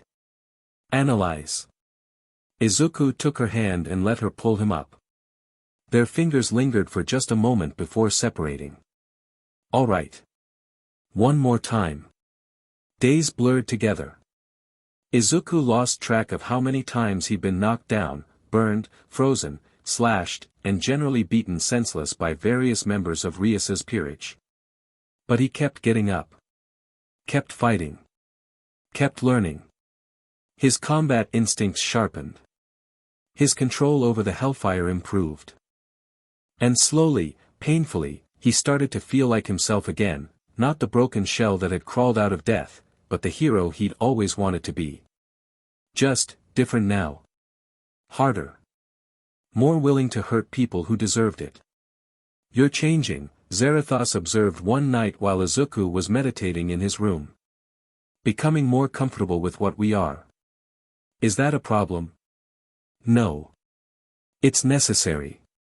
A rider who hesitates is a rider who fails. I'm not hesitating. I'm just, trying to stay myself. Izuku Midoriya. Not just the Ghost Rider. The two are the same. You are the rider. The rider is you. There is no separation, only integration. What does that mean? It means stop fighting yourself. The fire is not a burden. It's a gift. Use it. Izuku didn't respond. He wasn't sure he agreed. But he also wasn't sure he disagreed. The night before the raiding game, Rias called a meeting. They gathered in the clubroom, Rias behind her desk, her peerage arranged on the couches, Izuku standing by the window. The mood was tense. Everyone knew what was at stake. Tomorrow, Rias said quietly. Everything we've worked for comes down to tomorrow. We're ready, Kiba said. He didn't sound entirely confident, but he sounded determined. We have to be, Kaneko agreed. I've been analyzing Riser's previous matches, Izuku added. His peerage fights as individuals, not as a unit. They're used to overwhelming opponents with superior numbers and power. But they don't have much experience with coordinated tactics. So we outthink them? Asia asked. We outwork them. Hit them where they don't expect. Make them react to us instead of the other way around. Izuku pulled out his notebook, his fourth since arriving, and flipped to a page covered in diagrams. Riser's queen, Yubaluna, is their biggest threat. She's a bomb specialist, massive AoE attacks that can take out multiple opponents at once. We need to neutralize her early. That's my job, Akeno said. Her bombs against my lightning. I can match her. Can you beat her? I can if I have to. Then that's the plan. Akeno handles Yubaluna. Kiba takes out their knights, they're fast, but you're faster. Kaneko handles the rooks. Asia stays mobile, provides healing support. Izuku looked at Rias. And you save your energy for Riser himself. What about you? Rias asked. I'm the wild card. I go where I'm needed most. That's not a plan. That's improvisation. Improvisation got me through 3 years of hero training and villain attacks. I'm good at it. He smiled faintly. Besides, Riser doesn't know what I can do. That's our biggest advantage. He's prepared for everything except me. Rias studied him for a long moment. Then she nodded. All right. We follow Izuku's strategy. Akeno on Yubaluna, Kiba on knights, Kaneko on rooks, Asia on support. I'll save my strength for Riser. She stood. Everyone get some rest. Tomorrow, we fight for our future. The others filed out. Asia gave Izuku an encouraging smile. Kiba clapped him on the shoulder. Kaneko handed him another cookie. But Akeno lingered. You're worried, she said when they were alone. A little. He didn't see the point in lying. There's a lot riding on this. There is. But we'll win. You sound confident. I am. She stepped closer, close enough that he could smell her perfume, something floral with an undertone of ozone, like flowers after a lightning storm. You know why? Why? Because you're here. And whatever else you are, Izuku Midoriya, you're not someone who gives up. She touched his face, fingers tracing his jaw the same way she had on the roof. We'll win. And then we'll see. She kissed his cheek, longer than before, closer to his lips, and pulled away. Get some sleep. You'll need it. She left, and Izuku was alone with the fire in his chest and the stars outside the window. She cares for you, Zerithas observed. Genuinely. I know. And the heiress. And the healer. Perhaps others. I know. What will you do about it? Izuku didn't answer. He didn't know. The raiding game arena materialized around them. It was a recreation of a high school, not Kuo, but something similar. Buildings, courtyards, sports fields. All contained within a pocket dimension created specifically for the match. Rias's base was in what looked like a gymnasium. Riser's was somewhere across campus, the exact location hidden until the match began. Everyone knows their positions, Rias said. Remember, we're not trying to eliminate all of Riser's pieces. We're trying to get me to Riser. Everything else is a means to that end. Understood, Kiba said. Got it, Kaneko added. I'll keep everyone healed, Asia promised. And I'll make Yubaluna regret ever learning to make bombs, Akeno finished, lightning crackling around her. Rias looked at Izuku. You ready? As I'll ever be. A voice echoed through the dimension, some kind of announcer, explaining the rules. Izuku tuned it out. He already knew the rules. All that mattered was the fight. Game start, the announcer declared. They moved. Izuku's job was to create chaos. He sprinted through the school buildings, not bothering with stealth. He wanted Riser's peerage to see him, to react to him. Every second they spent dealing with him was a second they weren't spending on Rias. He found 3 of Riser's pawns in the first courtyard. They were dressed in matching uniforms, clearly twins, both wielding chainsaws that roared with flame. Look, Isle. It's the human. The one who talked back to Lord Riser. Let's burn him up. They charged. Izuku didn't transform, not yet. He wanted to save that reveal for when it would matter most. Instead, he fought them like he'd been trained. Sidestepped the first chainsaw, ducked the second, grabbed the attacker's arm and twisted. She screamed as he disarmed her, throwing the weapon aside. Her sister swung at his back. He rolled, came up in a crouch, and launched a burst of hellfire, not full power, just enough to startle her. Green flames licked across her uniform, and she stumbled backward, confused. What is that? That's not normal fire. No, Izuku agreed. It's not. He closed the distance before she could recover. A quick strike to the solar plexus, a sweep of her legs, and she was down. Her sister tried to get up, and he put her down too. 3 minutes. 2 opponents neutralized. Not bad. You fight well, Zerithas acknowledged. Better than when you arrived. I had good teachers. He kept moving. Across the arena, Akeno found Eubeluna. The bomb queen floated above a sports field, surrounded by spheres of explosive energy. She looked bored, like she'd expected more of a challenge. "The Gremory Queen," Eubeluna said, smirking. "I was hoping we'd meet. They say you're one of the strongest queens in the younger generation. They say a lot of things." Akeno's wings manifested, devil wings mixed with something else. Something darker. "Shall we find out if they're true?" "Let's." Eubeluna's bombs detonated in a cascade of fire. Akeno flew through the explosions, lightning arcing from her body, deflecting and absorbing the energy. She fired back, purple bolts of electricity that forced Eubeluna to dodge. They danced through the sky, trading attacks, each trying to find an opening. Eubeluna was powerful, probably more powerful than Akeno in raw magical output. But Akeno was faster, more precise, and she had something Eubeluna didn't. Motivation. She thought about Rias. About the marriage waiting if they lost. About everything her king had done for her, taking in a half-fallen angel when no one else would, giving her a home, a family, a purpose. She thought about Izuku. About the way he'd looked at her on the roof. About the acceptance in his eyes that she'd never seen from anyone else. "I won't lose. I can't." Lightning surged through her body, more than she'd ever channeled before. She felt her fallen angel blood singing, finally embraced instead of suppressed. Eubeluna's next bomb volley came.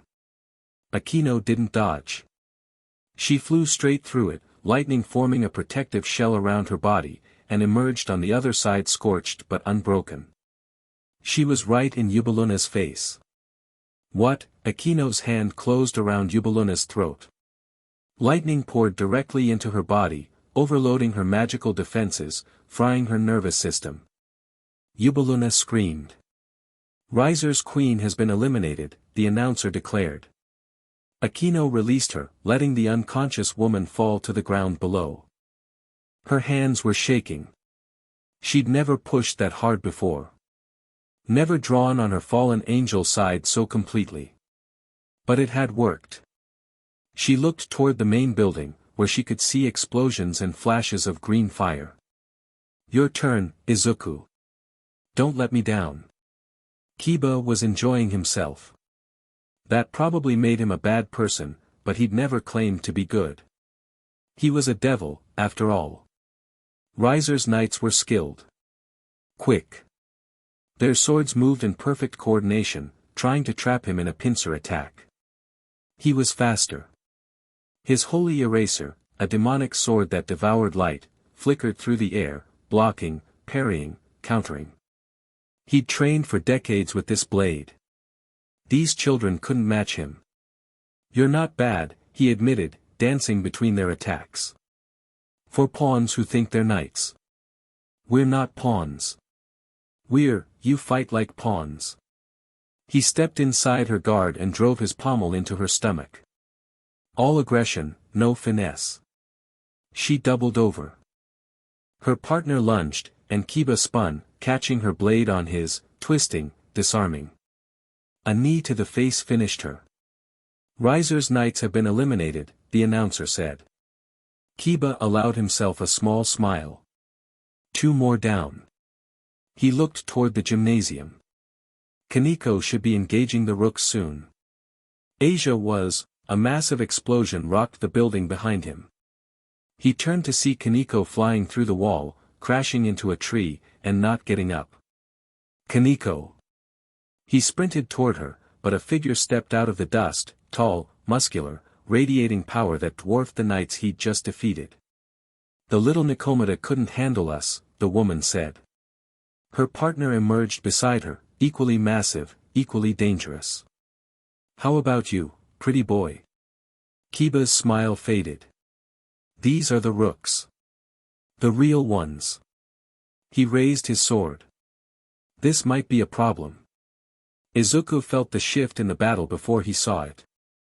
He'd taken out 6 of Riser's pieces by now, the twins, 2 more pawns, and a pair of bishops who tried to hit him with fire magic. The rider was straining to emerge, eager for real combat, but Izuku held it back. Not yet. Not until, a crash. Then another. He turned to see Kiba slam into the ground near the main building, blood streaming from a gash on his forehead. Kiba. I'm fine. The knight was already getting up, but his movements were slower than before. The rooks are stronger than we expected. Much stronger. Izuku looked past him. 2 massive women were advancing, cracking their knuckles, grinning with anticipation. We've been saving ourselves, one said. Lord Riser wanted us to handle the real threats personally. And you two are the real threats? Izuku asked. No. You are. She pointed at him. We don't know what you are, human. But Lord Riser wants you broken. Lots of people have wanted that. And how did that work out for them? Izuku felt the fire surge. Enough hiding. Enough holding back. Not great, he admitted. And transformed. The change was instant. 1 second, Izuku was a beaten-up teenager in borrowed clothes. The next, he was a skeleton wreathed in green fire, chains whipping around his body, eyes blazing with hellfire that lit up the entire courtyard. The rooks stopped. They'd seen devils. Monsters. Angels and fallen angels and everything in between. But they'd never seen anything like this. You fight for a man who treats his servants as property, the rider said, voice echoing with Zerithas' power. You could have been more. Instead, you chose to be tools. What are you? I am vengeance. The chains extended, wrapping around both rooks before they could move. I am justice. And you are in my way. He slammed them together. The impact cracked the ground. He slammed them again, and on the 3rd impact their bodies went limp. Riser's rooks have been eliminated, the announcer said, sounding slightly stunned. Izuku released them and turned to Kiba, fire receding slightly. You okay? I'm. Kiba stared at him. What was that? Long story. Can you still fight? Yeah. Yeah, I think so. Good. Because this isn't over. The ground shook. A pillar of orange fire erupted in the center of the arena, and when it faded, Riser Phoenix was standing there. He wasn't smiling anymore. You, he said, staring at the rider. What the hell are you? Your reckoning. Riser's flames exploded outward, filling the entire courtyard with heat that would have incinerated any normal person. The fire washed over the rider like water over stone. When it faded, Izuku was still standing. Untouched. That's impossible, Riser breathed. No one is immune to Phoenix flames. I'm not immune. I just burn hotter. Green fire erupted from Izuku's hands, crashing into Riser's body, and for the first time in his life, Riser Phoenix screamed. They fought across the arena. Riser regenerated from everything, every chain strike, every blast of hellfire, every crushing blow. But each regeneration was slower than the last. Each time, a little more of him burned before his body could rebuild. This is impossible. Riser threw fireball after fireball, all useless against the rider's flames. I am immortal. I cannot be killed. You're not immortal. You just haven't found something that can kill you yet. And you think you're that thing? No. Izuku caught Riser's fist, hellfire eating into his skin. I think I'm just the thing that makes you wish you could die. He dragged Riser forward and locked eyes with him. The penance stare activated. Riser saw everything. Every servant he'd mistreated. Every woman he'd claimed as property. Every person he'd looked down on, dismissed, discarded. The fear in Rias's eyes when she learned about the engagement.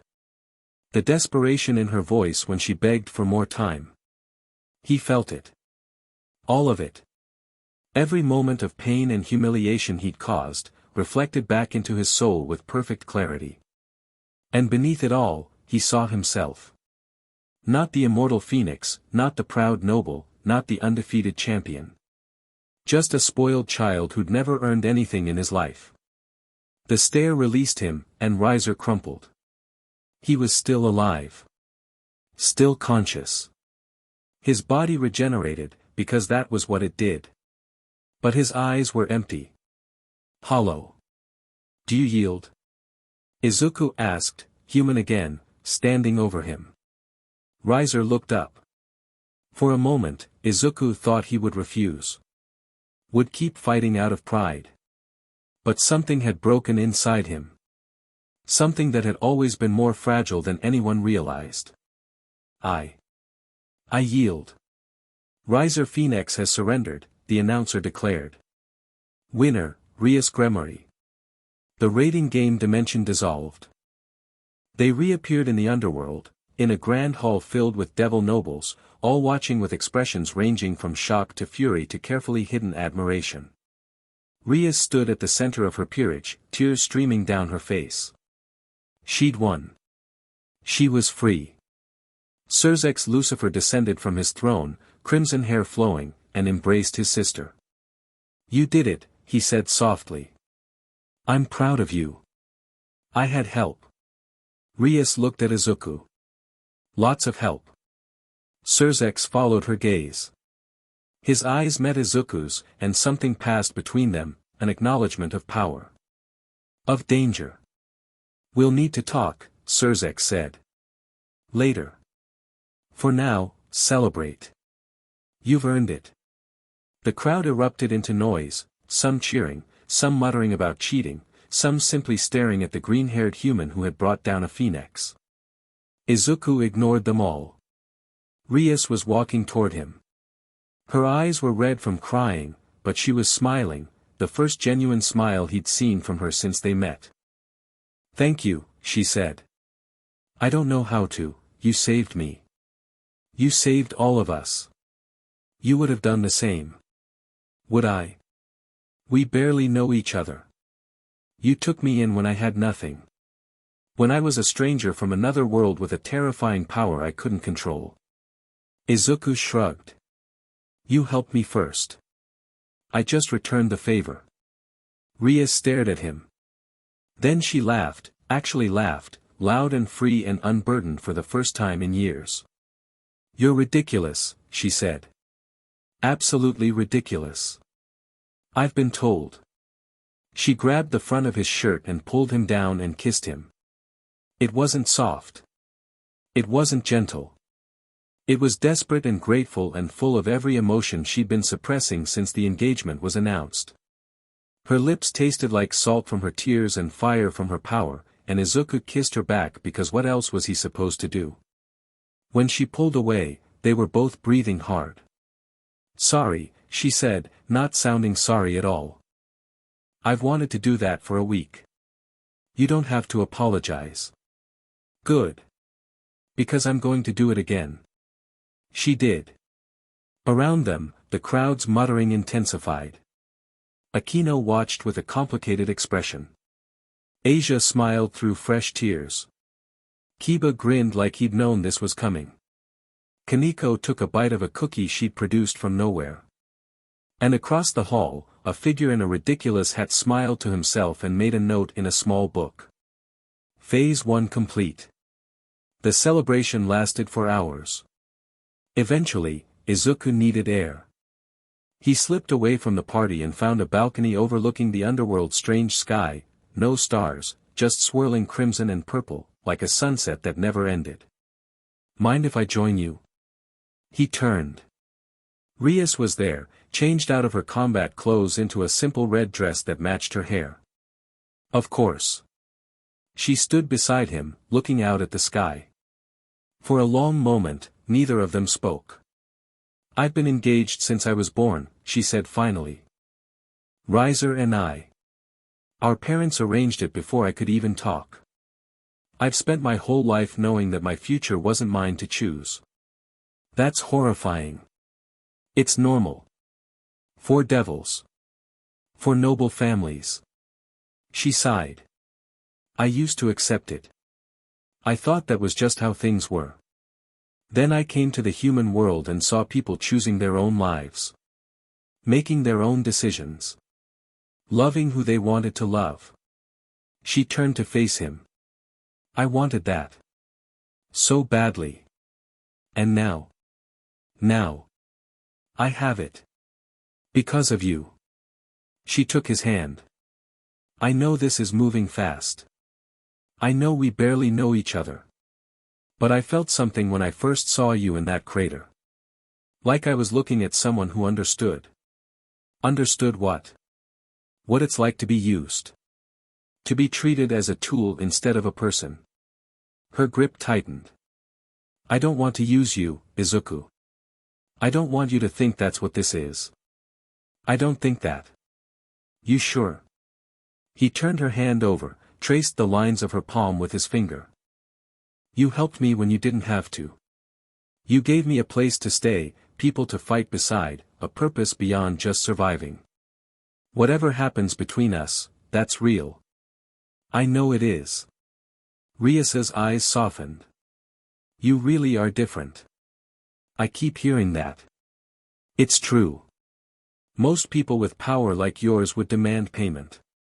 Would use it to get whatever they wanted. But you just, help.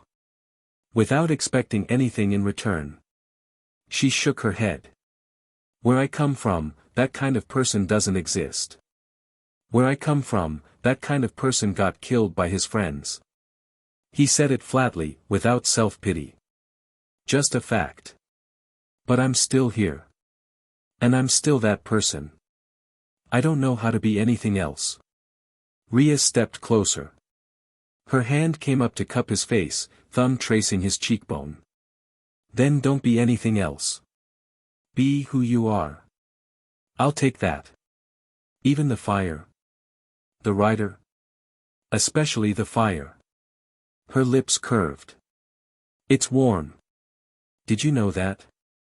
When you hold me, the fire doesn't burn, it comforts. Like it knows I'm not your enemy. It does know. It can sense sin. You don't have any. Everyone has sin. Not you. Not the kind that matters. She kissed him again. This time it was slower, softer, a question instead of a statement. He answered it. When they broke apart, her eyes were slightly glazed. Come to my room tonight, she whispered. Not for, I mean, if you want to, I wouldn't say no, but I want you there. I want to wake up next to someone who chose to be there. Who isn't with me because of duty or politics or obligation. Then I'll be there. Promise?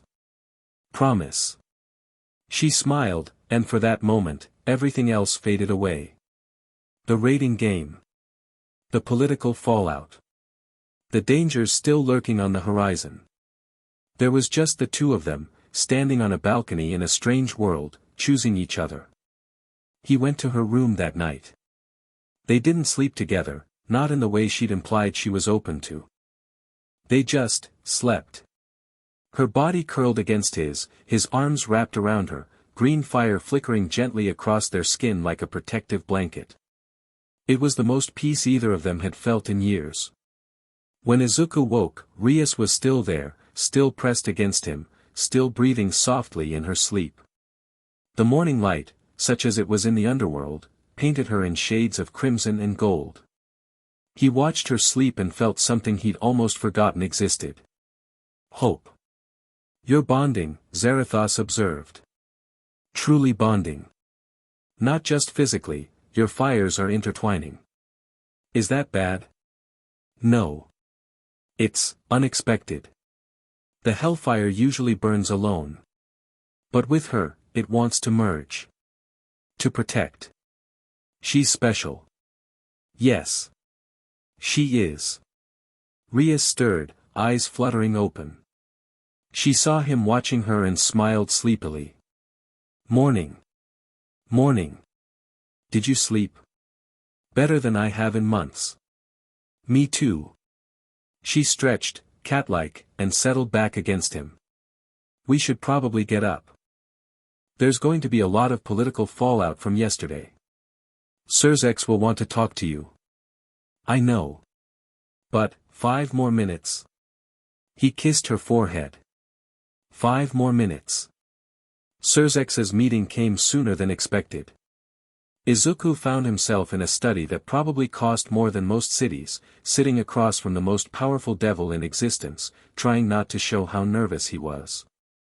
Relax, Zerithas said, waving a hand. I'm not going to interrogate you. I just want to understand. Understand what? What you are. Where you came from.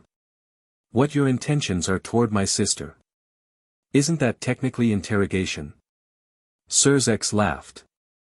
It was a genuine laugh, warm and surprisingly disarming. Fair point. Let me rephrase, I want to have an honest conversation. You helped Rias. You freed her from a fate she dreaded. I'm grateful for that.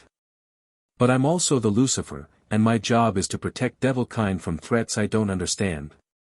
And I'm a threat you don't understand. Aren't you? Izuku considered the question seriously. Maybe.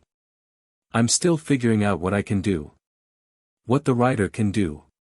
But I don't want to hurt anyone who doesn't deserve it. And who decides who deserves it? The fire does. It burns sin. If you haven't sinned, it can't hurt you. Zerithas leaned forward, genuinely curious. What counts as sin? Harming innocence. Abusing power. Betraying trust. Izuku's jaw tightened. Those are the big ones. By that definition, most devils would burn. Would they? Zerithas was quiet for a moment.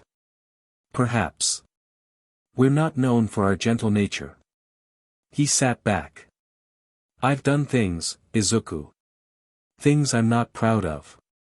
Would your fire burn me? I don't know. I'd have to look into your soul to find out. Then look. Izuku blinked. What? Look into my soul. Use your power. See what I really am. Zerithas spread his hands. I want to know. And more importantly, I want you to know that I'm not going to hide anything from you. That's a significant display of trust. My sister trusts you. She kissed you in front of the entire noble assembly. Zerithas's lips twitched. Either she's lost her mind, or she sees something in you that's worth the risk. I'd like to know which. Izuku hesitated. Then he let the writer's sight come forward, not a full transformation, just enough to see. Zerithas's soul was old. Complicated. Full of battles and blood and hard decisions that had broken lesser men. He'd killed. He'd destroyed. He'd made choices that haunted him. But beneath all of that was something solid. Unbreaking. He'd done those things to protect his people. His family. His world. Not for power, not for glory, but because someone had to. You're not a monster, Izuku said quietly. You've done hard things, but you're not evil. High praise, from a spirit of vengeance. I don't think it's praise. I think it's just truth. Izuku let the sight fade. You do anything for your family. For your people. That's not sin. That's love. Zerithas studied him for a long moment. Then he nodded slowly. I believe you. And I believe you won't hurt Rias. He stood. Welcome to the Gremory household, Izuku Midoriya. Unofficially, of course. I can't give you official status without causing a political firestorm that would make the raiding game look like a tea party. I don't need official status. No. You don't. Zerithas extended his hand. But you have my gratitude. And my protection, for whatever that's worth. Izuku shook his hand. The grip was firm, warm, and entirely human despite the devil on the other end of it. Thank you. Don't thank me yet. The political situation is going to get ugly. The Phoenix family is humiliated. Other noble houses are nervous. And there are factions in the underworld who would love to get their hands on someone with your abilities. Zerithas's expression darkened. Watch your back, Izuku. Not everyone is as friendly as I am. I've dealt with people who wanted to use me before. Yes. You have. Zerithas's eyes were knowing. And you're still standing. That says something. Izuku returned to the human world with Rias and her peerage. The ORC clubroom felt different now. More like home. Asia fussed over everyone's injuries despite them already being healed. Kaneko actually smiled, a small thing, barely visible, but real. Kiba started teaching Izuku more advanced sword techniques. And Akeno. Akeno found him alone in the library, 3 days after the raiding game. We should talk, she said. About what? About this. She gestured between them. About whatever's happening with you and Rias. About where that leaves me. Izuku set down the book he'd been reading. Where does that leave you? I don't know. That's why I'm asking.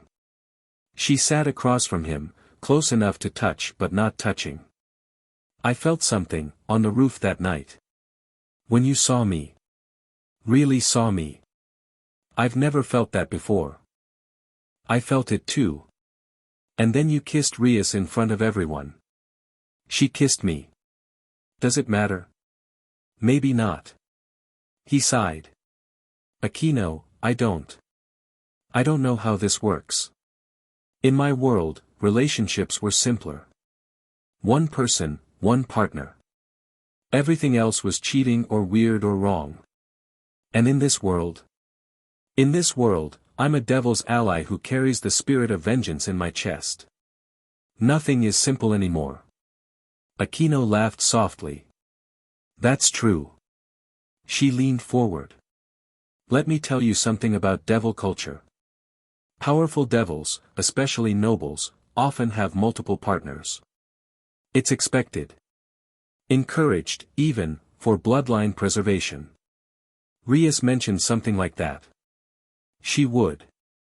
Akeno's eyes met his. So the question isn't whether you can care about both of us. The question is whether you want to. Izuku was quiet for a long time. Did he want to? He thought about Rias. Her strength, her determination, the way she'd kissed him like he was the only thing that mattered. He thought about Akeno.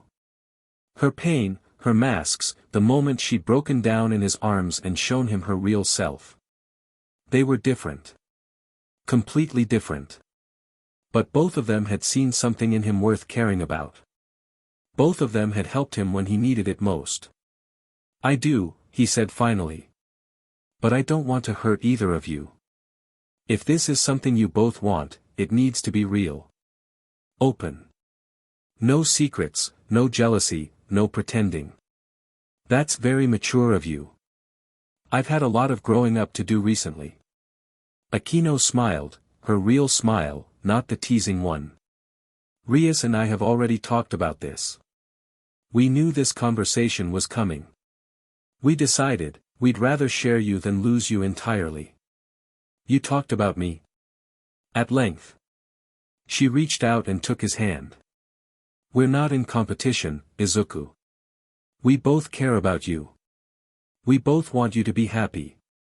And we both know that whatever's happening here is bigger than normal relationships anyway. Because of the fire. Because of everything. You're not just some guy. You're the Ghost Rider. You're going to be involved in things that shape the future of all three factions. And we want to be there with you. He turned her hand over, the same way he'd done with Rias on the balcony. Her skin was warmer than normal, a side effect of her lightning, maybe. I care about you, Akeno. I don't know if it's love yet, I don't think I know what love is anymore. But I care. And I don't want to lose you either. Then don't. She pulled his hand to her lips and kissed his knuckles. Just, be honest with me. That's all I ask. I can do that. She stood, still holding his hand, and pulled him to his feet. Good. Now come on, Rias is making dinner tonight and she's terrible at it.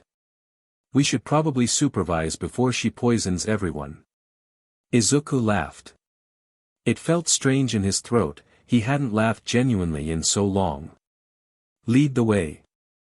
The week after the raiding game was quiet. Too quiet, Izuku eventually realized. Riser's defeat had sent shockwaves through Devil Society, but no one was acting on them yet. The Phoenix family was in seclusion. The other noble houses were watching. Waiting. Something was coming. He felt it in the fire. Zerithas felt it too, a pressure building on the edges of his senses, like a storm gathering just beyond the horizon. You're worried, Rias said one evening. They were in her room, their room, now, since Izuku spent most nights there. I can tell. Something's wrong. I don't know what, but something's coming. The political fallout from the raiding game? Maybe. Or something else.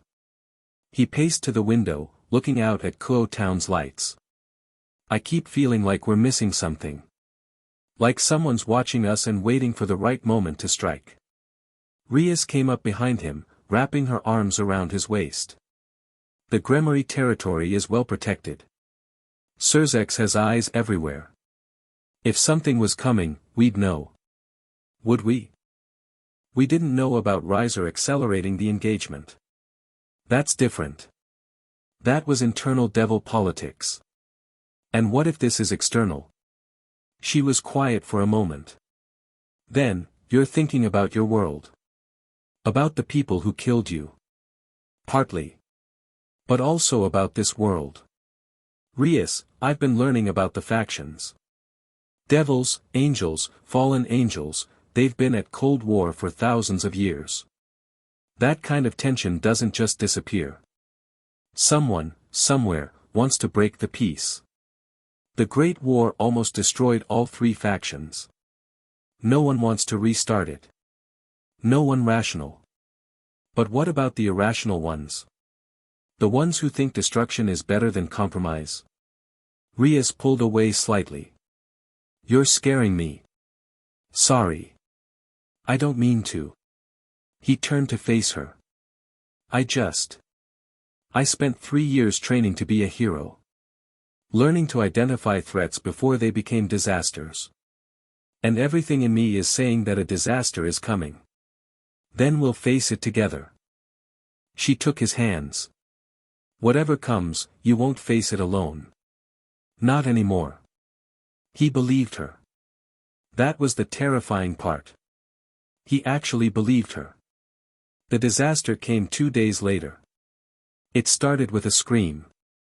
Izuku was training with Kiba in the practice field when the barrier around the academy flickered. Then it screamed, actually screamed, like a living thing in pain, and collapsed. A pillar of light erupted in the center of campus. When it faded, a man stood there, silver-haired, wearing a priest's robes, carrying a sword that radiated holy energy so intense it made Izuku's eyes water. But the energy wasn't just holy. There was something wrong with it. Corrupted. Like a light bulb burning too bright, about to explode. Greetings, devils. The man spread his arms wide, grinning like a maniac. Freed Selzen, at your service. Priest, exorcist, and all-around deliverer of God's justice. I know that name. Kiba's voice was cold. Hard. He's a stray exorcist. Thrown out of the church for being too violent. Too violent for the church. That's impressive. It's not a compliment. Kiba drew his sword. What are you doing here, Freed? Orders, devil. Orders from someone much scarier than your pathetic king. Freed's grin widened. I'm supposed to deliver a message. Consider this, a preview. He moved. Izuku had fought fast opponents before. This was different. Freed wasn't just fast, he was erratic. Unpredictable. His movements made no logical sense, and that made them nearly impossible to counter. The sword came for Kiba's throat. Kiba blocked, barely, and Fried was already moving, slashing at Izuku, cackling the whole time. Holy sword, baby. Nothing beats a holy sword. Devils burn, sinners burn, everyone burns. The blade caught Izuku's arm. Even without transforming, the hellfire in his body reacted, but the holy energy bit through anyway, drawing blood and actual pain. This weapon is anathema to us, Zerithas warned. Transform. Now. Izuku let the fire take him. Fried's eyes widened as the rider emerged, green flames erupting around them, chains manifesting from nowhere. Oh, that's new. That's very new. He didn't seem scared. He seemed delighted. What are you supposed to be? Some kind of super devil? I am your end. Izuku struck. The chains caught Fried's sword mid-swing, wrapped around the blade, and yanked. Fried let go rather than lose his arms, and the holy weapon went flying. Without his sword, Fried was significantly less dangerous. But he was also significantly more unpredictable. He pulled out a gun and started firing, light bullets that burned where they hit. Izuku walked through them, hellfire deflecting most, and closed the distance. His hand wrapped around Fried's throat. Who sent you? Wouldn't you like to know? Fried cackled even as the fire started burning his skin. Kokabiel sends his regards, Rider. He's very interested in you. Kokabiel. One of the cadre. The top of the fallen angels. And he's going to restart the Great War, baby. Everyone's going to burn. Izuku tightened his grip. Where is he? Like I'd tell you. Fried's body started glowing. But don't worry, you'll meet him soon. Real soon. The glow intensified. Izuku recognized a self-destruct when he saw one and threw Fried away from the others just as he exploded. The blast carved a crater in the training field. When the dust settled, there was nothing left of Fried Selzen. But his words remained. Kokabiel. The Great War. Everyone's going to burn. Rias ran onto the field, followed by the rest of her peerage. What happened? We felt the barrier collapse. She stopped when she saw the crater. What was that? A message, Izuku said, human again, staring at the smoking ground. Someone named Kokabiel. A fallen angel. He wants to restart the Great War. The color drained from Rias's face. Kokabiel is one of the leaders of the fallen angels. A warmonger. He's been pushing for conflict since the original war ended. She grabbed his arm. If he's making moves now, this is serious. We need to contact Surzex immediately. There's more. Izuku met her eyes. Fried was carrying a holy sword. Not just any holy sword, Kiba, you recognized it, didn't you? Kiba's face was ashen. Excalibur. It was Excalibur. I'd know that energy anywhere. A fallen angel in possession of Excalibur. Rias's voice was barely a whisper. That's an act of war against both heaven and the underworld. Which is exactly what Kokabiel wants. Izuku's hands clenched. He's trying to force the three factions into conflict. And he just told us he's interested in me specifically. Because of the rider? Probably. I'm a wild card. Something he can't predict or control. Izuku looked at the crater where Fried had died. He's going to come for me. For all of us. And we need to be ready. Rias was quiet for a long moment. Then her expression hardened. Then we'll get ready. Akeno, contact Sona. We need to coordinate with the Citri territory. Kiba, reach out to your contacts. Find out everything you can about Excalibur's current status. She looked at Izuku. And you stay close to me. If Kokabiel is targeting you specifically, we face him together. Rias, together. Her voice left no room for argument. I'm not losing you. Not after everything. Izuku wanted to argue. Wanted to tell her that he could handle himself, that he didn't need protection, that he'd faced worse. But he looked at her face, determined, fierce, and utterly unwilling to back down, and he couldn't do it. Together, he agreed. The fire in his chest pulsed with warmth. The war is coming, Zerithas observed. Are you ready? I don't know. But I'll face it anyway. Good. That is what a rider does. Across dimensions, in a cell that no longer contained him, all for one step through the crack between worlds. The dimensional tear had finally grown large enough. It had taken weeks of patient effort, feeding it power, widening the gap molecule by molecule. But now it was open. And through it, he could feel the boy. Still alive. Still burning. But different now. Changed. All for one smiled in the darkness. I'm coming, young Midoriya. Did you think death would save you from me? He stepped forward into a new world. Behind him, the crack began to close, but not completely. Never completely. A thread remained. A connection between worlds. One that others might eventually follow. Chapter 3, War and Want. Two swords hit the ground in front of Izuku before he'd even finished his morning coffee. He looked up from the ORC couch to find two young women standing in the doorway, both in skin-tight battle suits, both radiating holy energy that made his skin prickle.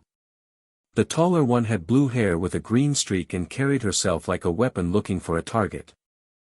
The shorter one had chestnut hair and twin tails and a bright smile that didn't match the sword on her back at all. You. The blue-haired one pointed at him. Are you the one they call the Ghost Rider? Izuku set down his coffee. Depends on who's asking. Zenobia Quarta. Exorcist of the Catholic Church, wielder of Excalibur destruction. She drew her sword, a massive blade wrapped in chains that hummed with power. And I'm asking because you're either a servant of God or a servant of hell, and I need to know which before I decide whether to kill you. The chestnut-haired girl winced. Zenobia, maybe we should, Irina. Be quiet. Irina Shido sighed but didn't argue. She offered Izuku an apologetic smile. Sorry about her. She's not great with first impressions. I've noticed. Zenovia's sword was already moving. She was fast, church-trained, combat-refined, and she'd clearly been doing this for years. The blade came down in a diagonal slash aimed at his shoulder, and it carried enough holy power to bisect a car. Izuku caught it. Not with his hands, with a chain. It materialized from his forearm, snaked out, and wrapped around the flat of the blade, stopping it dead 3 inches from his collarbone. The room went silent. Zenobia pulled. The sword didn't move. She pulled harder. Nothing. Izuku looked at her steadily. I'm not your enemy. But if you swing at my friends again, I will be. Your friends are devils. My friends are the people who helped me when I had nothing.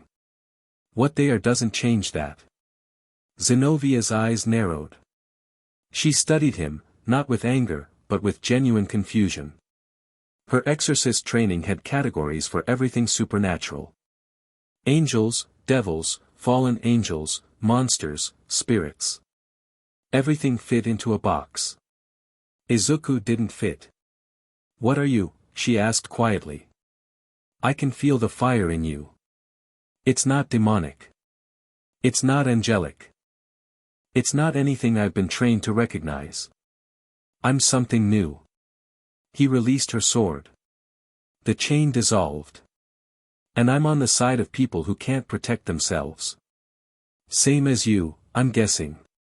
Zenobia sheathed her blade slowly, still watching him with that intense, searching look. Rias appeared in the doorway behind the two exorcists, Akeno at her shoulder. I see our guests have introduced themselves, Rias said dryly. With swords. Standard church greeting, Irina chirped.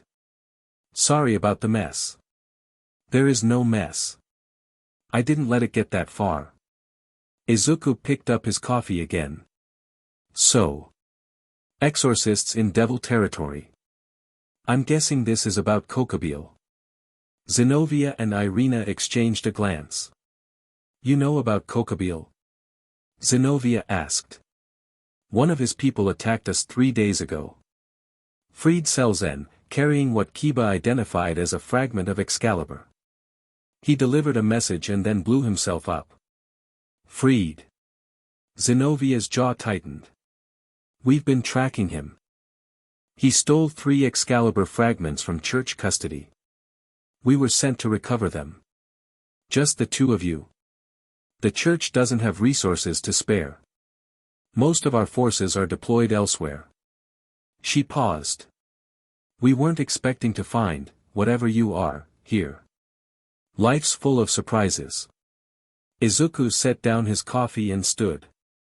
Look, we want the same thing. Kokabiel is a threat to everyone, devils, humans, the church. He wants to restart the Great War. If he gets his hands on enough Excalibur fragments and uses them right, he might actually pull it off. We're aware of the danger. Then let's work together. You need the fragments. We need Kokabiel stopped. Common enemy, common goal. Zenobia looked at Rias. You're willing to cooperate with the church? Rias crossed her arms. I'm willing to cooperate with anyone who helps me protect my territory and the people in it. Can you do that? We can. Then welcome to Kuo. Rias's smile was thin but genuine. Try not to stab anyone else while you're here. The alliance was uneasy at best. Zenobia and Kiba avoided each other like opposing magnets. The moment she'd mentioned Excalibur, something in Kiba had gone dark and cold, a rage he usually kept buried, clawing its way to the surface. Izuku found him in the training field that evening, destroying practice dummies with a ferocity that went beyond training. You want to talk about it? Izuku asked. Kiba's next swing decapitated a dummy. No. Okay. Izuku sat on the grass and waited. 3 more dummies died before Kiba stopped. His sword arm trembled. His breathing was ragged. They used us, he said without turning around. The Holy Sword Project. They took children, orphans, kids nobody would miss, and experimented on us. Tried to make us compatible with Excalibur. His voice was hollow. It didn't work. The experiments failed. Everyone died. Everyone except you. Rias saved me. Reincarnated me as a devil. He drove his sword into the ground. But I never forgot. I never stopped hating those swords. They represent everything the church did to us, the cruelty, the lies, the idea that children are acceptable losses if the weapon is powerful enough. And now 2 women carrying Excalibur are sleeping under the same roof as you. One of them wielding the very model they tried to force into my body. Kiba's hands were white-knuckled on the hilt. I look at that sword and I see my friends dying. I hear them screaming. Izuku was quiet for a moment. He knew this pain. Different circumstances, same core wound, people you trusted using you and throwing you away when you weren't useful anymore. I'm not going to tell you to forgive them, Izuku said. I haven't forgiven the people who killed me, and I don't know if I ever will. But I will tell you this, Zenobia didn't experiment on those children. She wasn't even born when it happened. She's a weapon the church built, same as they tried to build you. Kiba turned slowly. What's your point? My point is that you and Zenobia have more in common than you think. The church used you both. The question is whether you're going to keep fighting each other over something neither of you chose, or whether you're going to fight the people who actually deserve it. Kiba stared at him for a long time. You sound like you've thought about this. I've had a lot of time to think about blame and responsibility. About who actually makes the decisions and who just gets caught in the blast. Izuku stood. Kokabiel stole those swords. He killed people to get them. He's using the church's own weapons against them. If you want to be angry at someone, be angry at him. Use your anger, but don't let it use you, Kiba murmured. You said something like that before. Did I? Sounds like good advice. Kiba laughed despite himself. It was strained, but real. You're annoyingly wise for someone who's been dead. Death gives you perspective. Kiba pulled his sword from the ground and sheathed it. I'll try. That's all I can promise. That's enough. Rias's room had become their room in all but name. Izuku lay on the bed, staring at the ceiling, while Rias worked through reports at her desk. The underworld's political machine had kicked into high gear since the raiding game, and she was fielding messages from half the noble houses, some congratulatory, most probing for weakness. The Agar's family wants to arrange a meeting, she said, not looking up. And the Glacialabla's clan sent a formal inquiry about your origins. Tell them I'm from space. Tempting. She set down her pen and stretched. The Citri family is cooperating fully. Sona's been incredible with intelligence gathering. And Zerithas sent additional reconnaissance teams to track Kokabiel's movements. Any leads? He's been seen near an abandoned church on the outskirts of Kuil. Gathering forces. Rias turned to face him. Zerithas thinks he'll make his move within the week. Makes sense. He already tipped his hand by sending Freed. He knows we're aware of him. If he waits too long, we'll get reinforcements and he'll lose his advantage. Rias came to the bed and sat beside him. Her hand found his. Are you scared? She asked. Of Kokabiel? A little. Of what? Of what happens if I fully let the rider out? Against the stray devil, against Riser, those were controlled. Measured. But if Kokabiel pushes me hard enough. He squeezed her hand. I don't know what happens when I stop holding back. I don't know if I can come back from it. You will. You don't know that. I know you. She lay down beside him, tucking herself against his side. I know you fought the penance stare to show Riser mercy. I know you held back against Freed even when he cut you with a holy sword. You're not some mindless force of destruction. You're Izuku. And if the rider takes over? Then I'll bring you back. Her voice was firm. Absolute. I'll stand in front of you and call your name until you hear me. Even if the fire burns me, I'll keep calling. That's what you do for the people you love. The word hung in the air. Love. Neither of them had said it before. They'd danced around it, implied it, shown it through action. But the word itself, love? Izuku asked quietly. Rias lifted her head and looked at him. Her crimson eyes were steady. No hesitation. Love, she confirmed. I love you, Izuku. Not the rider. Not the power. You. The boy who apologized for destroying a park. Who held a crying girl on a rooftop because she was hurting. Who fought an immortal to save someone he barely knew. Her hand came up to his face. I love you. All of you. Even the parts you're afraid of. Izuku's chest ached. Not with pain, with something he couldn't name. Something too big for words. He kissed her. Not gentle, not careful. He kissed her like she was the only real thing in a world full of fire and darkness, and she kissed him back with everything she had. When they broke apart, both breathing hard, something had shifted between them. A wall coming down. A door opening. I love you too, he said. I didn't think I could. After everything that happened, I thought that part of me was dead. But you brought it back. You and Akeno and Asia and Kaneko and everyone. You brought me back. Rias's eyes glistened. She pulled him closer, and their lips met again, and this time neither of them pulled away. The night unfolded naturally. There was no rush, no performance, no agenda. Just two people who'd found each other against impossible odds, choosing to be vulnerable in the most intimate way possible. Rias's hands traced his scars, the ones that had healed and the ones that hadn't. He traced hers, the invisible ones, the ones left by years of being treated as property. They mapped each other's damage and found beauty in it. When it was over, Rias lay against his chest, her hair spread across his skin like crimson silk. Green fire danced across them both, gentle and warm, and she laughed softly when she saw the marks it left. Patterns on her skin. Not burns, something else. Lines of green light that traced along her collarbones, down her arms, across her hips. They pulsed gently, in time with Izuku's heartbeat. "What are these?" she asked, touching one. Izuku stared. I didn't mean to, they're warm." She pressed her fingers against the largest one, over her heart.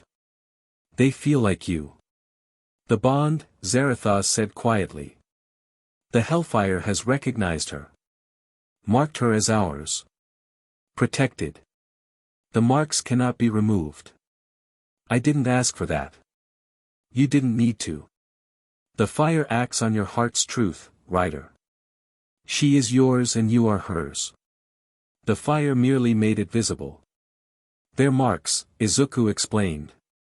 "The Hellfire, it bonded with you. During what we did. I didn't know it would happen. I'm so sorry, Rias put a finger on his lips. "I like them," she said. "They're yours." He stared at her. "You're not upset?" "Izuku. I spent my entire life being marked by other people's decisions. My family's name. The engagement to Riser. The expectations of Devil Society." She smiled. "These are the first marks I chose. The first marks that mean something real." She kissed him again, soft and sweet, and the fire wrapped around them both like a promise. Morning came too soon. Izuku woke first, careful not to disturb Rias, and slipped out of bed. He pulled on clothes and went downstairs to the clubroom, expecting to find it empty. Instead, he found Akeno, sitting in the dark, staring at the ceiling. "Hey," he said. "Hey." She didn't look at him. "How was your night?" There was no accusation in her voice. No bitterness. But there was something else, a quiet hurt that she was trying very hard to hide. Izuku sat down across from her. "You heard us. Devil hearing. Hard to miss. Still no accusation. Just honesty. I'm not angry. I told you I wasn't going to compete with Rias. I meant it. But it still hurts." She finally looked at him. Her violet eyes were dry, but the pain was there, barely contained. "It hurts because I want that too. What you have with her, the closeness, the trust, the everything." She laughed hollowly. "I've never had that. I've never let anyone close enough to have that. And watching someone else get it first. It's not a competition, Akeno. I know. I know that in my head. But my heart," she pressed a hand to her chest. "My heart doesn't always listen to my head." Izuku moved to sit beside her.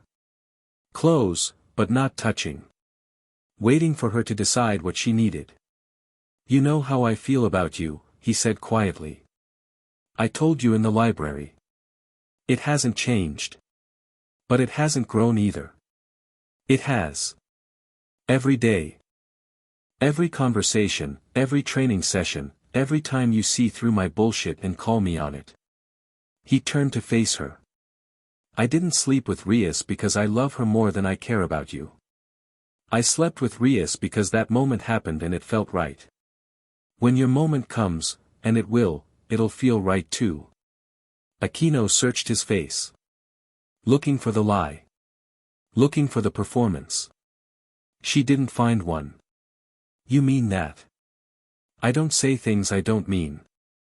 Not anymore.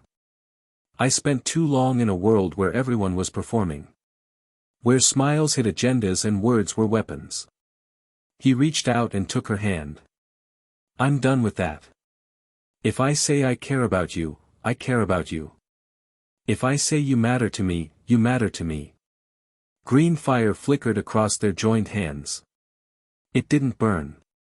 It pulsed, warm and steady, and Akeno gasped softly as she felt something through the connection, his emotions, raw and unfiltered. Affection. Desire. Respect. And underneath it all, a deep, aching tenderness that surprised them both. You really feel all that? She whispered. For me? Yeah. I really do. Akeno's mask cracked. Not the teasing mask, not the seductive mask, the deeper one.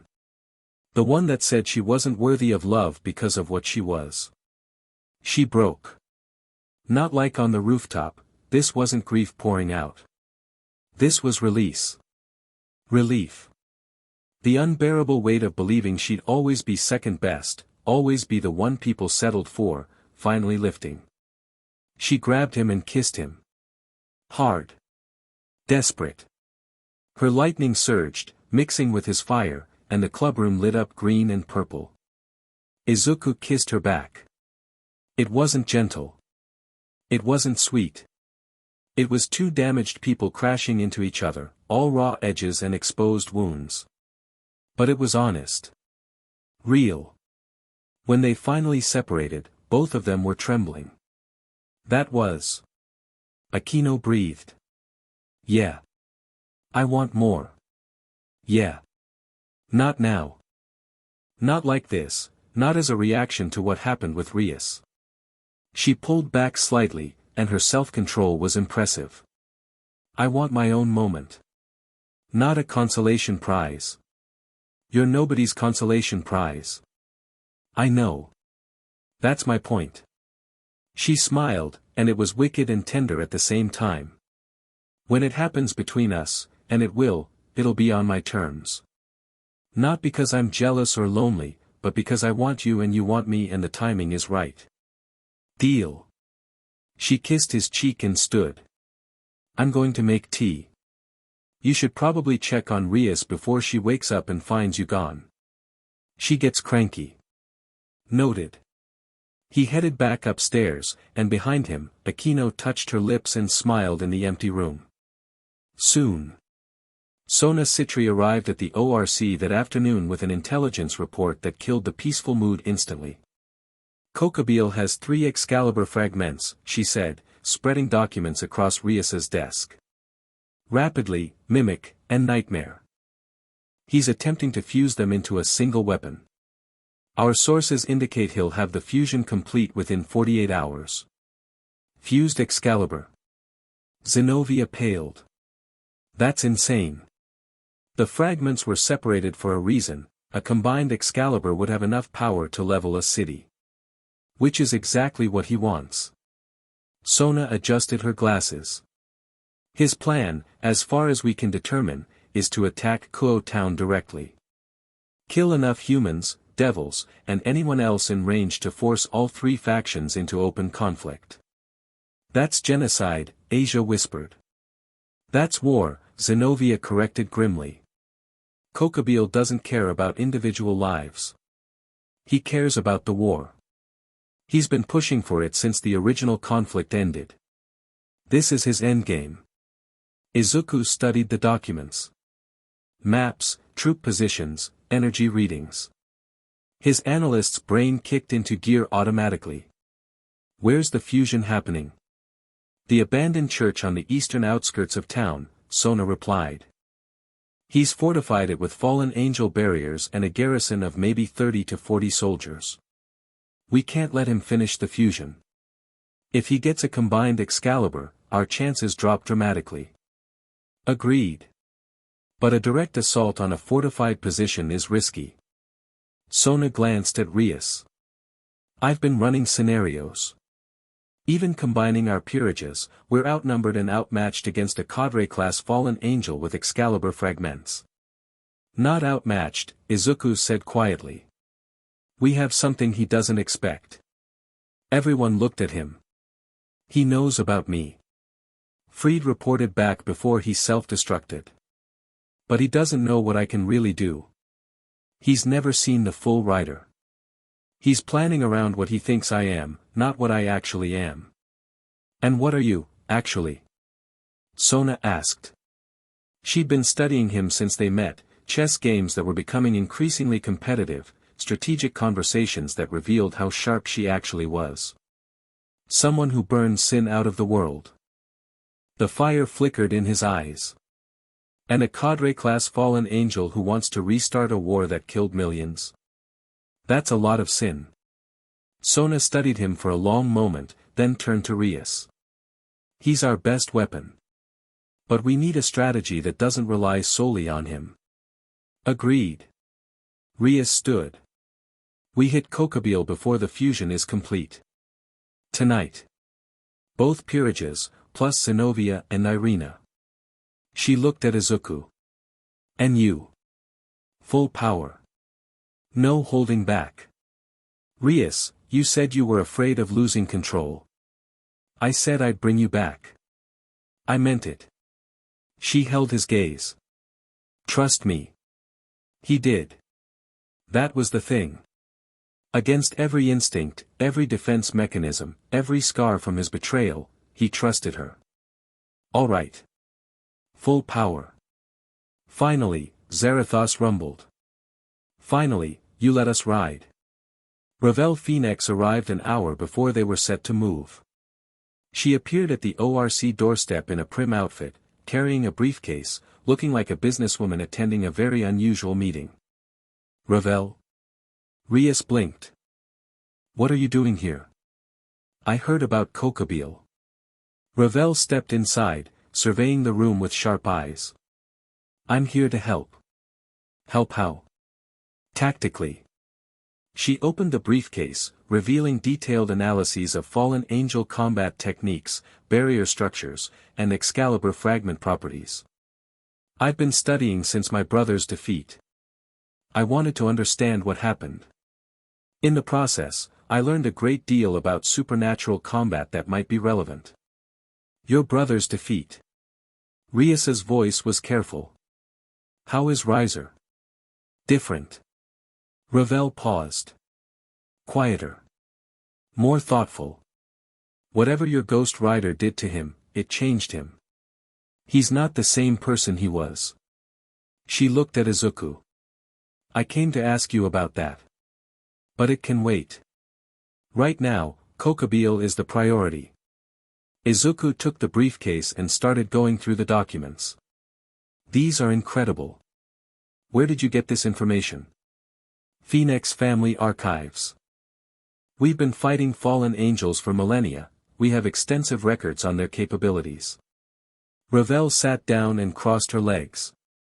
I've also been analyzing your performance in the raiding game. Your Hellfire operates on principles I've never seen before.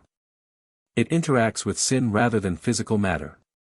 That gives you a significant advantage against fallen angels, who are literally defined by their sins. You figured all that out from watching the raiding game? I had a lot of time to think. She met his eyes. Your fire burned through my brother's immortality. That shouldn't be possible. The Phoenix regeneration operates on a soul level. For your fire to overwhelm it, it must also operate on a soul level. Izuku nodded slowly.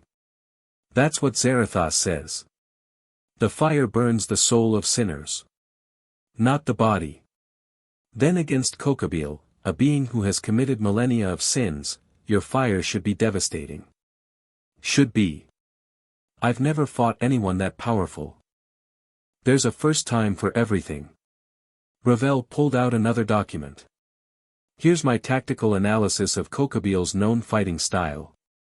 He favors light spears at range and overwhelming force up close. His wings are both offensive and defensive, each feather can become a blade. And he's arrogant. He believes he cannot lose. Sound familiar? Izuku glanced at Rias.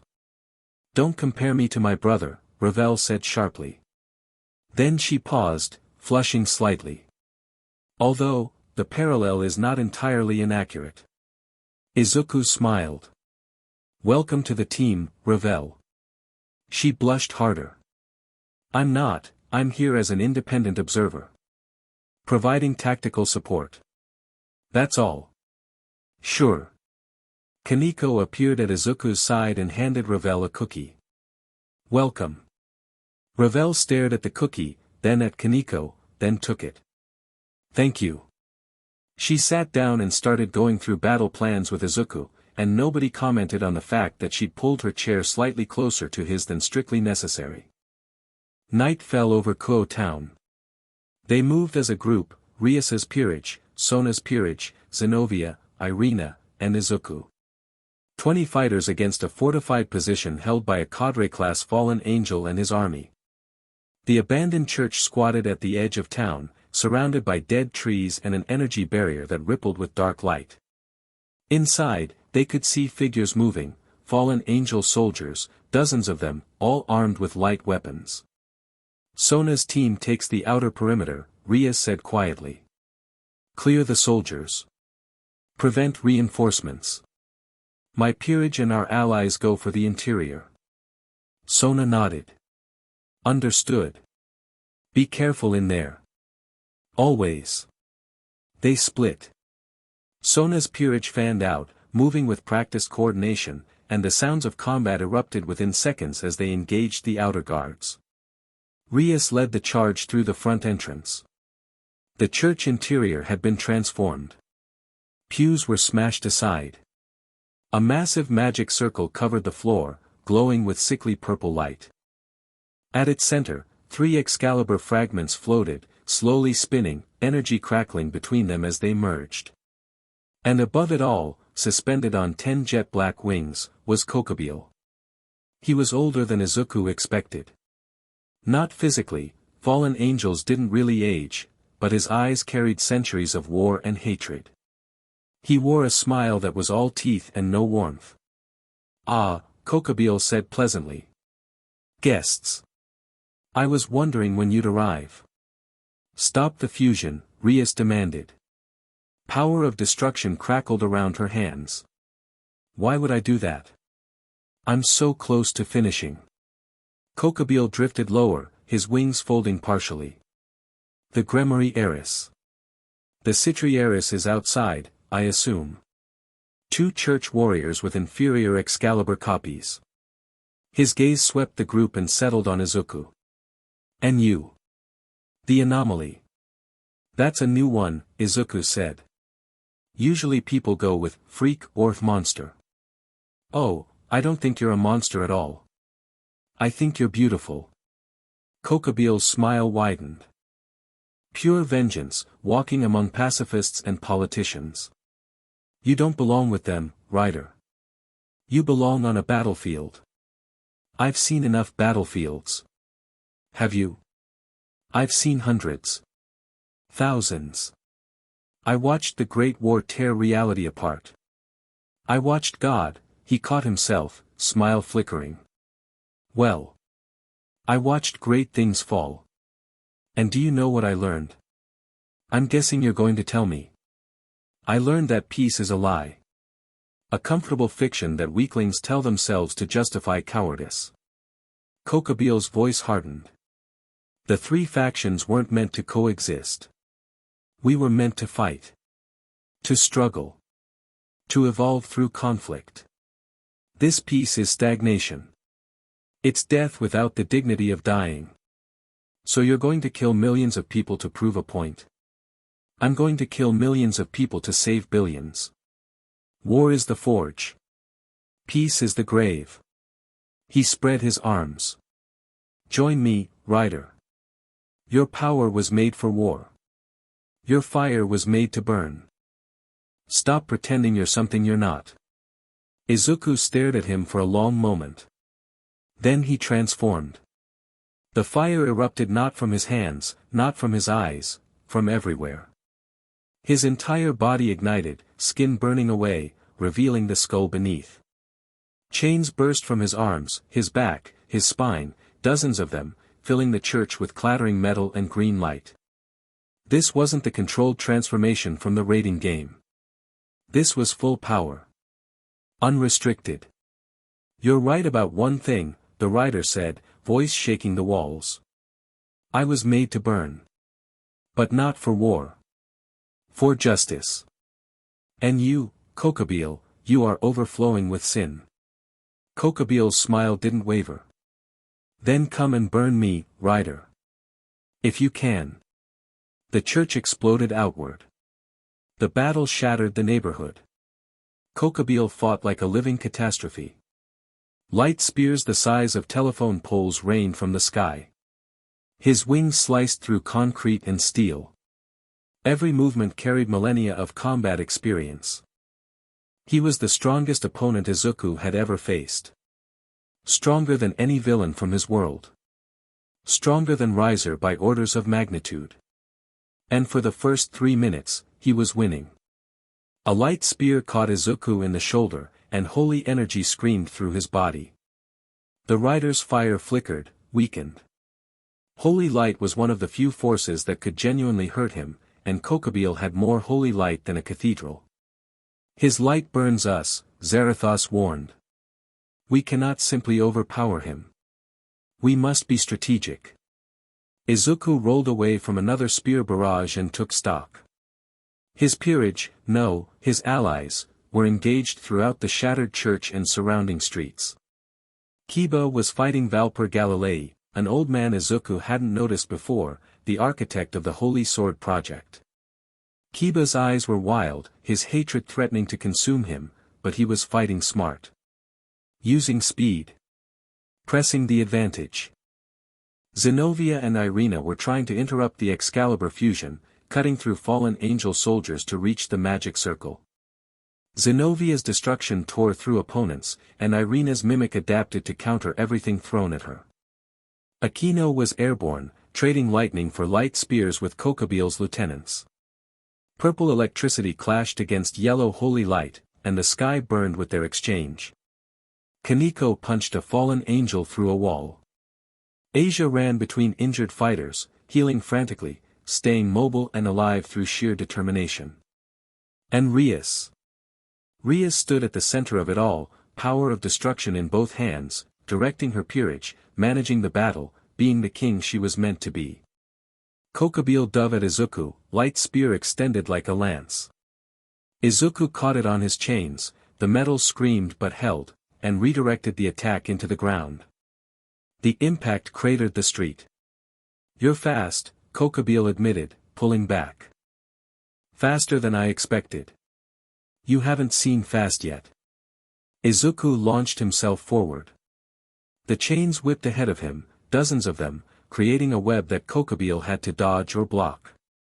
While the fallen angel was occupied with the chains, Izuku closed the distance and drove a hellfire-infused fist into his chest. Kokabiel flew backward, crashing through what remained of the church wall. He emerged from the rubble with burns on his chest, burns that weren't healing. "What?" He looked down at the damage. "This fire. It's burning my soul. Every sin you've ever committed. Every life you've taken. Every war you've started." Izuku advanced. "The fire knows them all. And it's hungry." Kokabiel snarled and launched a massive attack, a sphere of compressed light that could have destroyed a city block. Izuku raised his chains and caught it, the hellfire eating into the holy energy, converting it, absorbing it. But it hurt. God, it hurt. Holy light was anathema to the rider, and even converted, it left scars. "We can't keep trading blows," Zerithas warned. "He's too powerful. We need the stare." Izuku agreed. But getting close enough for the penance stare against someone this fast and this skilled was almost impossible. He needed a distraction. "Akeno," he shouted. She heard him, of course she did, even over the chaos. She broke off from her fight and flew toward him, lightning crackling. "What do you need?" Remember what we practiced? The merge? Her eyes widened. We never perfected it. Then we'll perfect it now. She stared at him for a heartbeat. Then she grinned, her real grin, fierce and beautiful and slightly unhinged. I thought you'd never ask. They moved simultaneously. Akeno's lightning and Izuku's hellfire reached for each other, intertwining, merging. Green and purple spiraled together, and this time there was no lag. No gap. Their powers fused seamlessly, two halves of something that had always been meant to be whole. The combined blast hit Kokabiel dead center. He screamed. It wasn't just fire and lightning, it was judgment and wrath combined. The merged attack burned his body and his soul simultaneously, and for the first time in millennia, Kokabiel felt genuine fear. He crashed to the ground, smoking, wings shredded, but still alive. Still fighting. His regeneration kicked in, slower than before but working. Izuku was on him before he could recover. His hand closed around Kokabiel's face, and their eyes locked. No, Kokabiel tried to look away. He couldn't. The penance stare held him like a vice. Kokabiel saw everything. Not just his own sins, the consequences. Every war he'd caused. Every battle he'd pushed for. Every innocent who died because of his ideology. Thousands of years of death. Millions of lives, snuffed out because one angel decided peace was weakness. Children who never grew up. Lovers who never met. Families who never existed. All because Kokabiel wanted his war. He saw them all. Every face. Every name. Every unlived life. And worse, he saw the future he wanted. The new Great War. The cities that would burn. The civilizations that would fall. The total, absolute waste of it all. Not glorious. Not purifying. Not the forge he imagined. Just death. Pointless, ugly, endless death. The stare broke him. Kokabiel collapsed, 10 wings folding limp around his body, and wept. Not from pain, from understanding. From the sudden, crushing weight of everything he'd been willing to destroy. Izuku released him and stepped back. The battlefield went quiet. Everyone had stopped fighting. Fallen angel soldiers, seeing their leader broken and weeping on the ground, dropped their weapons. Zenobia and Irina stood frozen, Excalibur fragments in hand. Kiba had Valper pinned but wasn't moving. Everyone was watching. Then Kokabiel spoke. God is dead. 3 words. Barely whispered. But they carried across the silence with devastating force. What? Zenobia breathed. God. Is. Dead. Kokabiel's voice was hollow, shattered. He died in the Great War. The system runs on autopilot. Heaven is maintained by the seraphs, but God himself, he's gone. Has been gone for millennia. The silence that followed was absolute. Then Asia fell to her knees. No, she whispered. No, that can't be, Zenovia's sword clattered to the ground. She stared at nothing, face blank with shock. Irina swayed and collapsed, unconscious. Kiba looked like he'd been punched in the gut. Kaniko's expression didn't change, but her hands were shaking. Rias closed her eyes. She'd known. High-ranking devils knew. But hearing it said out loud, in front of people of faith.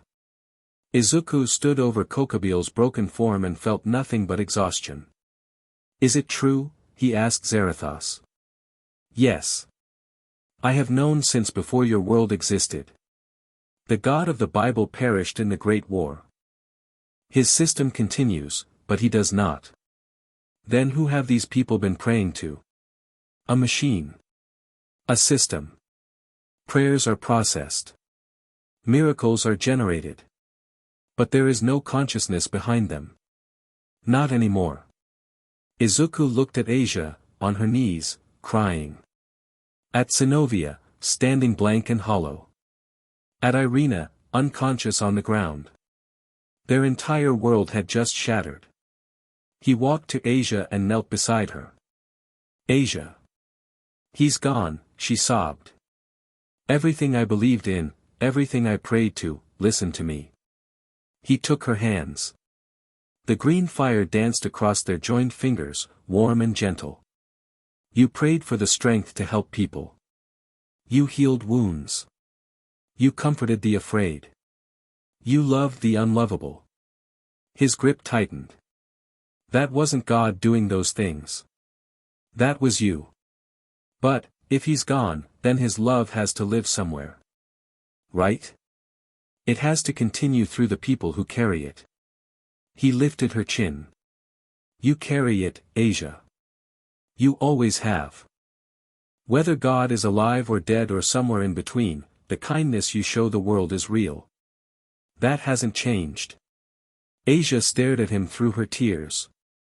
Then she threw her arms around him and sobbed into his chest, and the hellfire wrapped around them both, warm and protective. Zenobia watched. Something shifted in her expression, not acceptance, not yet. But the beginning of something. A question, instead of a void. Valor Lucifer appeared out of nowhere. 1 second the battlefield was still. The next, a figure in white armor descended from the sky, radiating power that dwarfed everything Izuku had felt so far. He was young.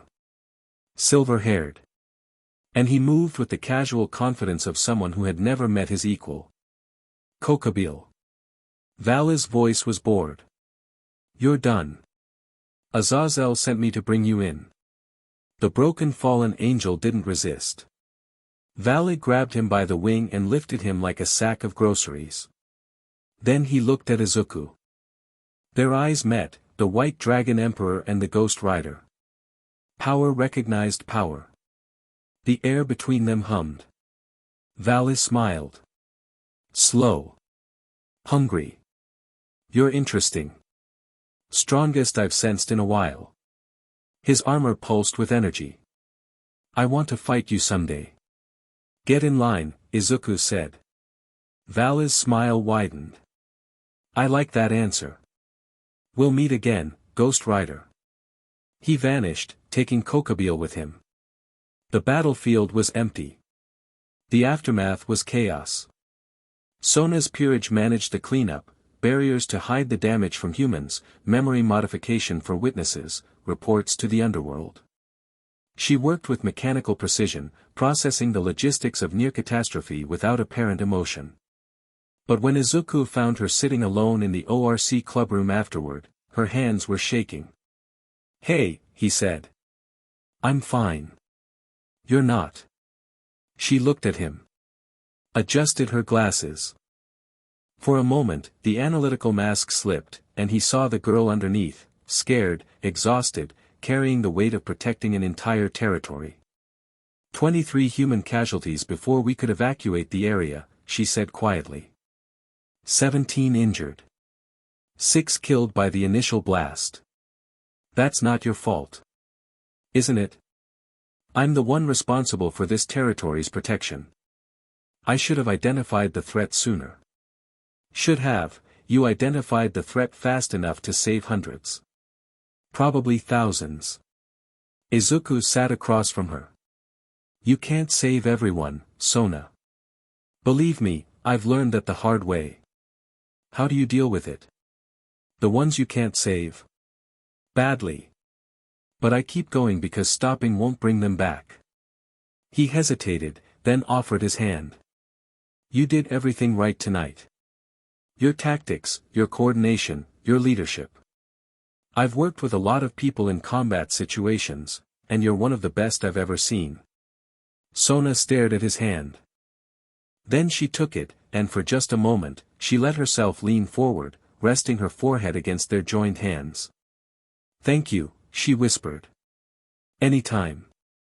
She straightened, released his hand, and adjusted her glasses again. The mask was back. But something behind it had softened.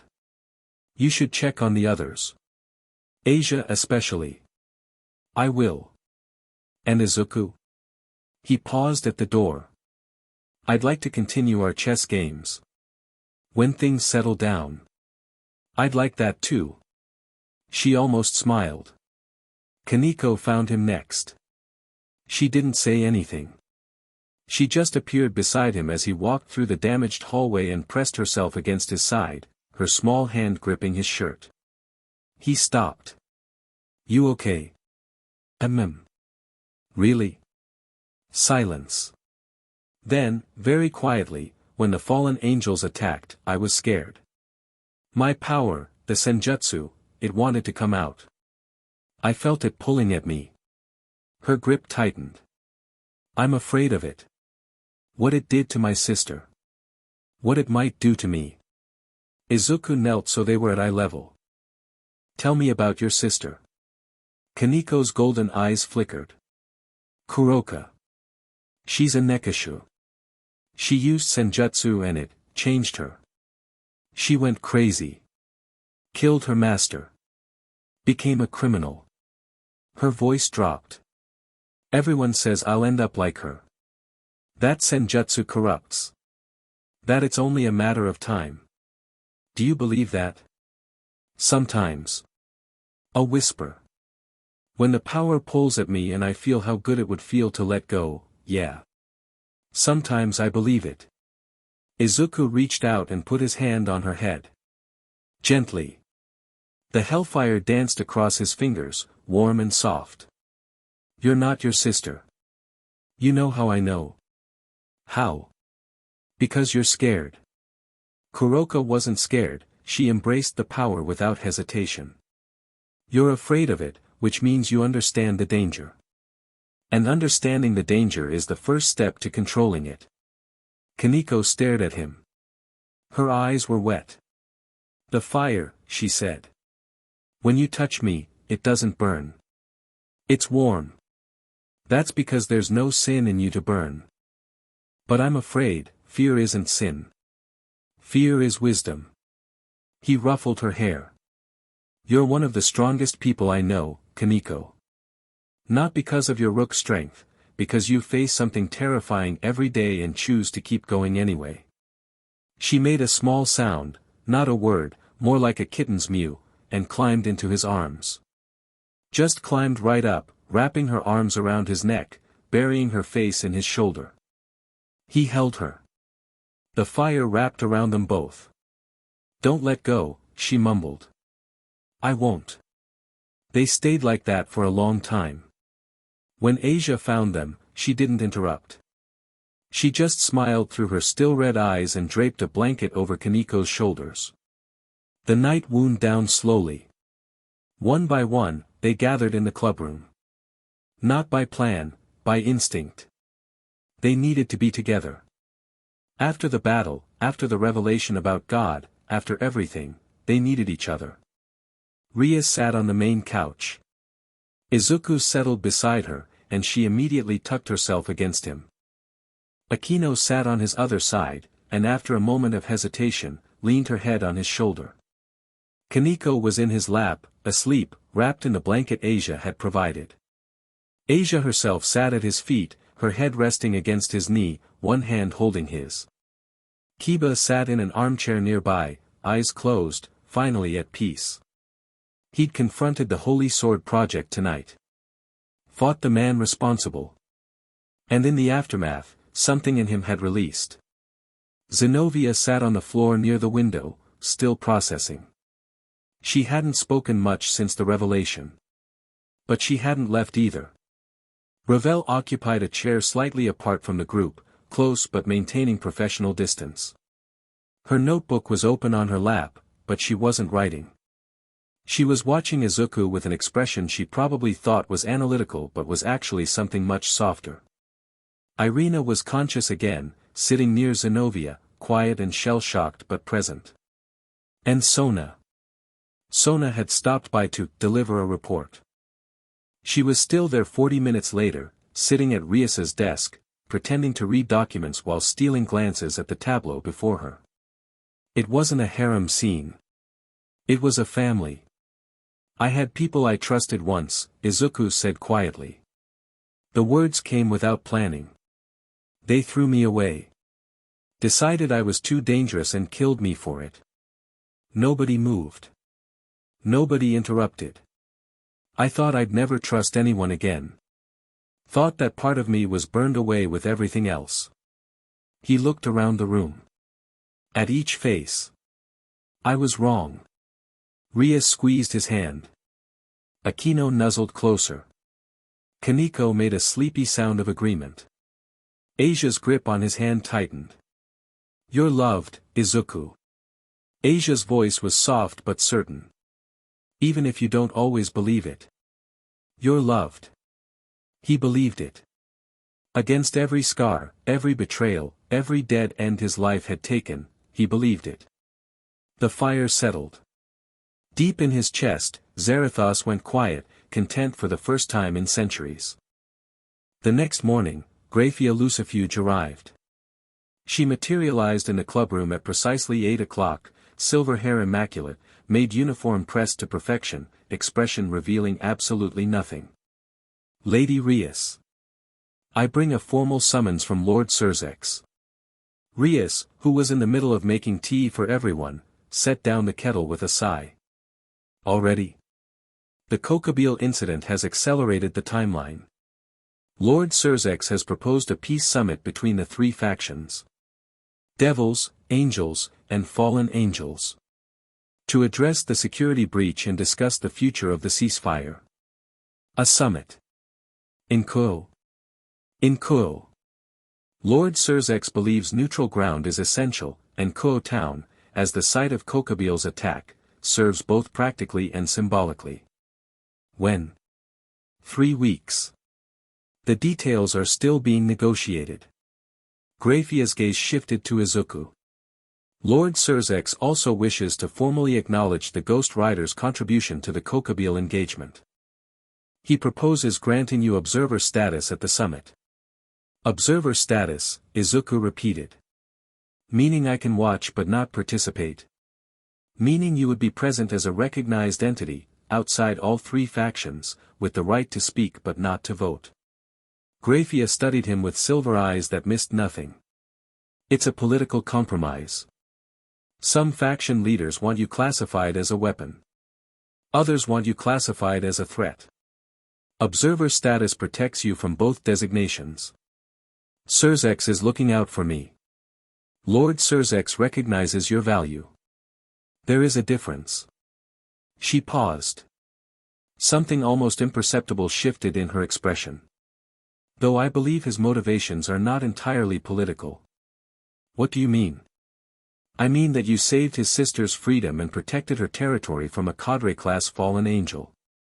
That earns gratitude beyond political calculation. Another pause. You're nothing like what I expected. I keep hearing that. In my case, it's significant. I've served the Lucifer for centuries. I do not form expectations lightly, and I do not revise them easily. She held his gaze. You are genuine. In a world of masks and agendas, you say what you mean and do what you say. It's disorienting. Izuku didn't know how to respond to that. Graphia was intimidating on a level that made Kokabiel look approachable. Thank you, he managed. I think. The ghost of a smile crossed her lips. Gone before he could be sure. Prepare for the summit. All of you. The coming weeks will be politically complex. She turned to leave, then stopped. And Izuku? Yeah. The marks on Lady Rias's skin. The Hellfire bonds. Her voice was carefully neutral. They've been noticed. By the underworld's intelligence services. You should be aware that multiple factions are now extremely interested in the nature of Hellfire bonding and its potential implications for devil bloodlines. Implications? Offspring. The Hellfire energy could theoretically enhance devil genetics in unprecedented ways. Several noble houses have already made informal inquiries about arrangements. Izuku felt his stomach drop. They want to use me as a breeding asset. Yes. Graphia's expression finally showed something, disgust, carefully controlled but visible. I find the concept repugnant. But you should know that it's being discussed. Tell them I'm not for sale. I have. Repeatedly. She inclined her head. Which is another reason Lord Surzex trusts you. A lesser man would see opportunity in such interest.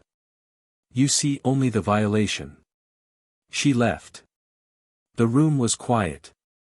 Well, Akeno said after a moment. That was intense. She likes you, Rias said, sounding slightly stunned. She what? Graphia doesn't show emotion. Ever. To anyone. She just showed you respect and disgust at the same time. For her, that's basically a marriage proposal. Please don't joke about that. Who's joking? Rias raised an eyebrow. The strongest queen in the underworld just told you she finds you disorienting. In Graphia language, that's practically a love letter. Izuku groaned and put his face in his hands. The fire flickered through his fingers. Akeno patted his back. There. Being irresistible to powerful women is a heavy burden. I hate all of you. No you don't. Kaneko, appearing from nowhere with a plate of cookies. No. I don't. 2 days of relative peace followed. Izuku used them to process, train, and deepen the connections that had formed through battle. Each relationship grew at its own pace, in its own direction. With Rias, it was comfort and partnership. They strategized together, trained together, slept in the same bed every night. The hellfire marks on her skin had become a point of pride for her. She wore low-cut tops specifically to show them off at political meetings, a deliberate statement of alliance and affection that drove the conservative devil nobility insane. With Akeno, the tension built like a thunderstorm approaching. Every training session left them both breathless and sparking. Every conversation went deeper than the last. She was waiting for her moment, and they both knew it was coming. One evening, after a particularly intense training session, they were lying on the grass of the practice field, staring at the sky. My father contacted me, Akeno said abruptly. Izuku turned his head. Betrayal? He heard about Kokabiel. About me fighting alongside devils and a spirit of vengeance. She laughed bitterly. He wants to reconnect. After years of nothing, he wants to talk. What do you want? I don't know. That's the problem. She rolled onto her side, facing him. Part of me wants to scream at him. Part of me wants to hear what he has to say. And part of me. She trailed off. Part of you wants your dad. Her eyes filled with tears she refused to shed. Yeah. That part. Izuku reached out and wiped the tear that escaped anyway. You don't have to decide now. You don't have to decide ever. But if you do want to talk to him, I'll be there. Right beside you. And if he says anything that hurts you, I'll set him on fire. She laughed. A real, full, surprised laugh that shook her whole body. You'd fight a cadre-class fallen angel for me. I already fought one. What's two? She grabbed him by the shirt and pulled him to her and kissed him. This wasn't like before, not desperate, not broken. This was a choice. Clear-eyed and deliberate. She tasted like rain and lightning and something sweeter underneath. When she pulled back, her eyes were blazing. Now, she said. Now. My moment. This is my moment. She pulled him closer. I want you, Izuku. Not because I'm competing with Rias, not because I'm lonely, not because of anything except that I want you and you want me and I'm done waiting. The fire in his chest roared. Not with anger, with recognition. With joy. Then let's stop waiting. What followed was different from Rias. Where Rias had been tenderness and revelation, Akeno was intensity and release. Two storms colliding. Lightning and hellfire intertwined, and the practice field around them scorched and crackled with discharged energy. Afterward, lying in a crater of their own making, Akeno traced the new marks on her skin, purple-tinged where Rias's were pure green, her fallen angel blood mixing with the hellfire bond. "They're beautiful," she murmured. "So are you." She hit his chest lightly. "Don't get sappy. Too late. Way too late."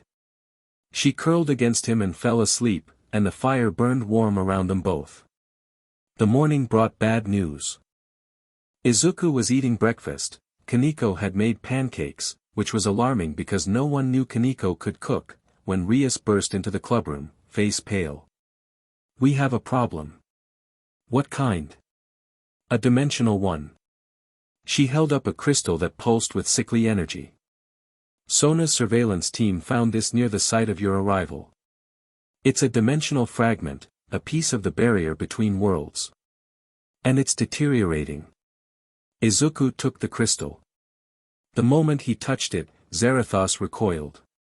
"One for all," the spirit said. "Traces of one for all. And something else. Something older. More evil." Izuku's blood ran cold. "This is from my world," he said. "We know. The energy signature matches yours, partially. There's something else mixed in." Rias met his eyes. "Izuku, someone from your world is trying to break through. And based on the energy patterns, they're close." He set down the crystal carefully. His hands weren't shaking. His voice was steady. But inside, the fire screamed. "All for one." "Who?" "The greatest villain my world has ever produced. He steals other people's powers. He's been doing it for over 200 years. He's the reason One for All was created, to stop him." Izuku's jaw clenched. "He was in prison when I died. Maximum security. But if he sensed One for All's destruction, if he found the dimensional scar from my arrival, he could follow you here." "Yeah." The room was silent. Everyone had stopped eating. Even Kaneko's pancake hung suspended halfway to her mouth. "How powerful is he?" Kiba asked. "He fought All Might, the strongest hero in history, to a standstill. He has hundreds of stolen powers. He can regenerate, teleport, create shockwaves that level city blocks." Izuku closed his eyes. "He's the reason the Commission feared One for All. Because every One for All user eventually had to face him, and most of them didn't survive. And he's coming here." Akeno's voice was tight. "Maybe. Probably. The dimensional barrier is weakening, and if he's been working on it since I died, then we prepare." Rias's voice cut through the fear. "We faced Kokabiel. We can face this." Kokabiel was one fallen angel with stolen swords. All for One is a walking arsenal of hundreds of superpowers with 2 centuries of combat experience. Then we get help. The Peace Summit is in 3 weeks, every major faction leader will be in Kuo. If your villain breaks through, he'll be facing not just us but the entire supernatural world. Izuku wanted to argue. Wanted to say it wouldn't be enough. That All for One was beyond anything this world had ever seen. But he looked around the room. At the people who had become his family. At the strength and determination in their eyes. He wasn't alone anymore. "All right," he said. "We prepare." An hour later, Mephisto appeared. He walked through the front door of the ORC building, past every ward and barrier without triggering a single one, and sat down in Rias's chair. "Good morning, everyone," he said cheerfully. "Lovely day, isn't it? Perfect weather for discussing dimensional collapse and the potential extinction of multiple realities." Everyone drew weapons. Mephisto didn't even blink. "Oh, put those away. If I wanted to harm you, your weapons wouldn't matter." He produced a teacup from nowhere and sipped. "I'm here to help. Genuinely. Why should we believe that? Rias demanded. Because I'm the one who arranged for young Midoriya to arrive in this world in the first place. Dead silence. Izuku stepped forward. You what? The spirit of vengeance couldn't have reached you on its own. The dimensional barriers were too strong. I opened a door. Facilitated the connection. Mephisto set down his teacup. In my defense, I had excellent reasons. What reasons? All pretense of joviality dropped from Mephisto's face. Without the jovial mask, he looked ancient. Dangerous in a way that made Kokabiel seem like a playground bully. All for One is not merely a villain from your world, Izuku. He's a dimensional parasite. A being that was never meant to exist in a single reality. His quirk, the ability to steal and stockpile powers, is not a quirk at all. It's a fragment of a much older ability. One that, if fully developed, would allow him to consume entire worlds. Nobody moved. He's been limited by your world's dimensional structure. Contained. But the moment you died, the moment One for All was destroyed and a hole was punched between realities, he began to evolve. To reach beyond his cage. Mephisto's eyes were cold. If he crosses into this world, he won't just be a villain with stolen powers. He'll be something far worse. Something that feeds on the energy of dimensions themselves.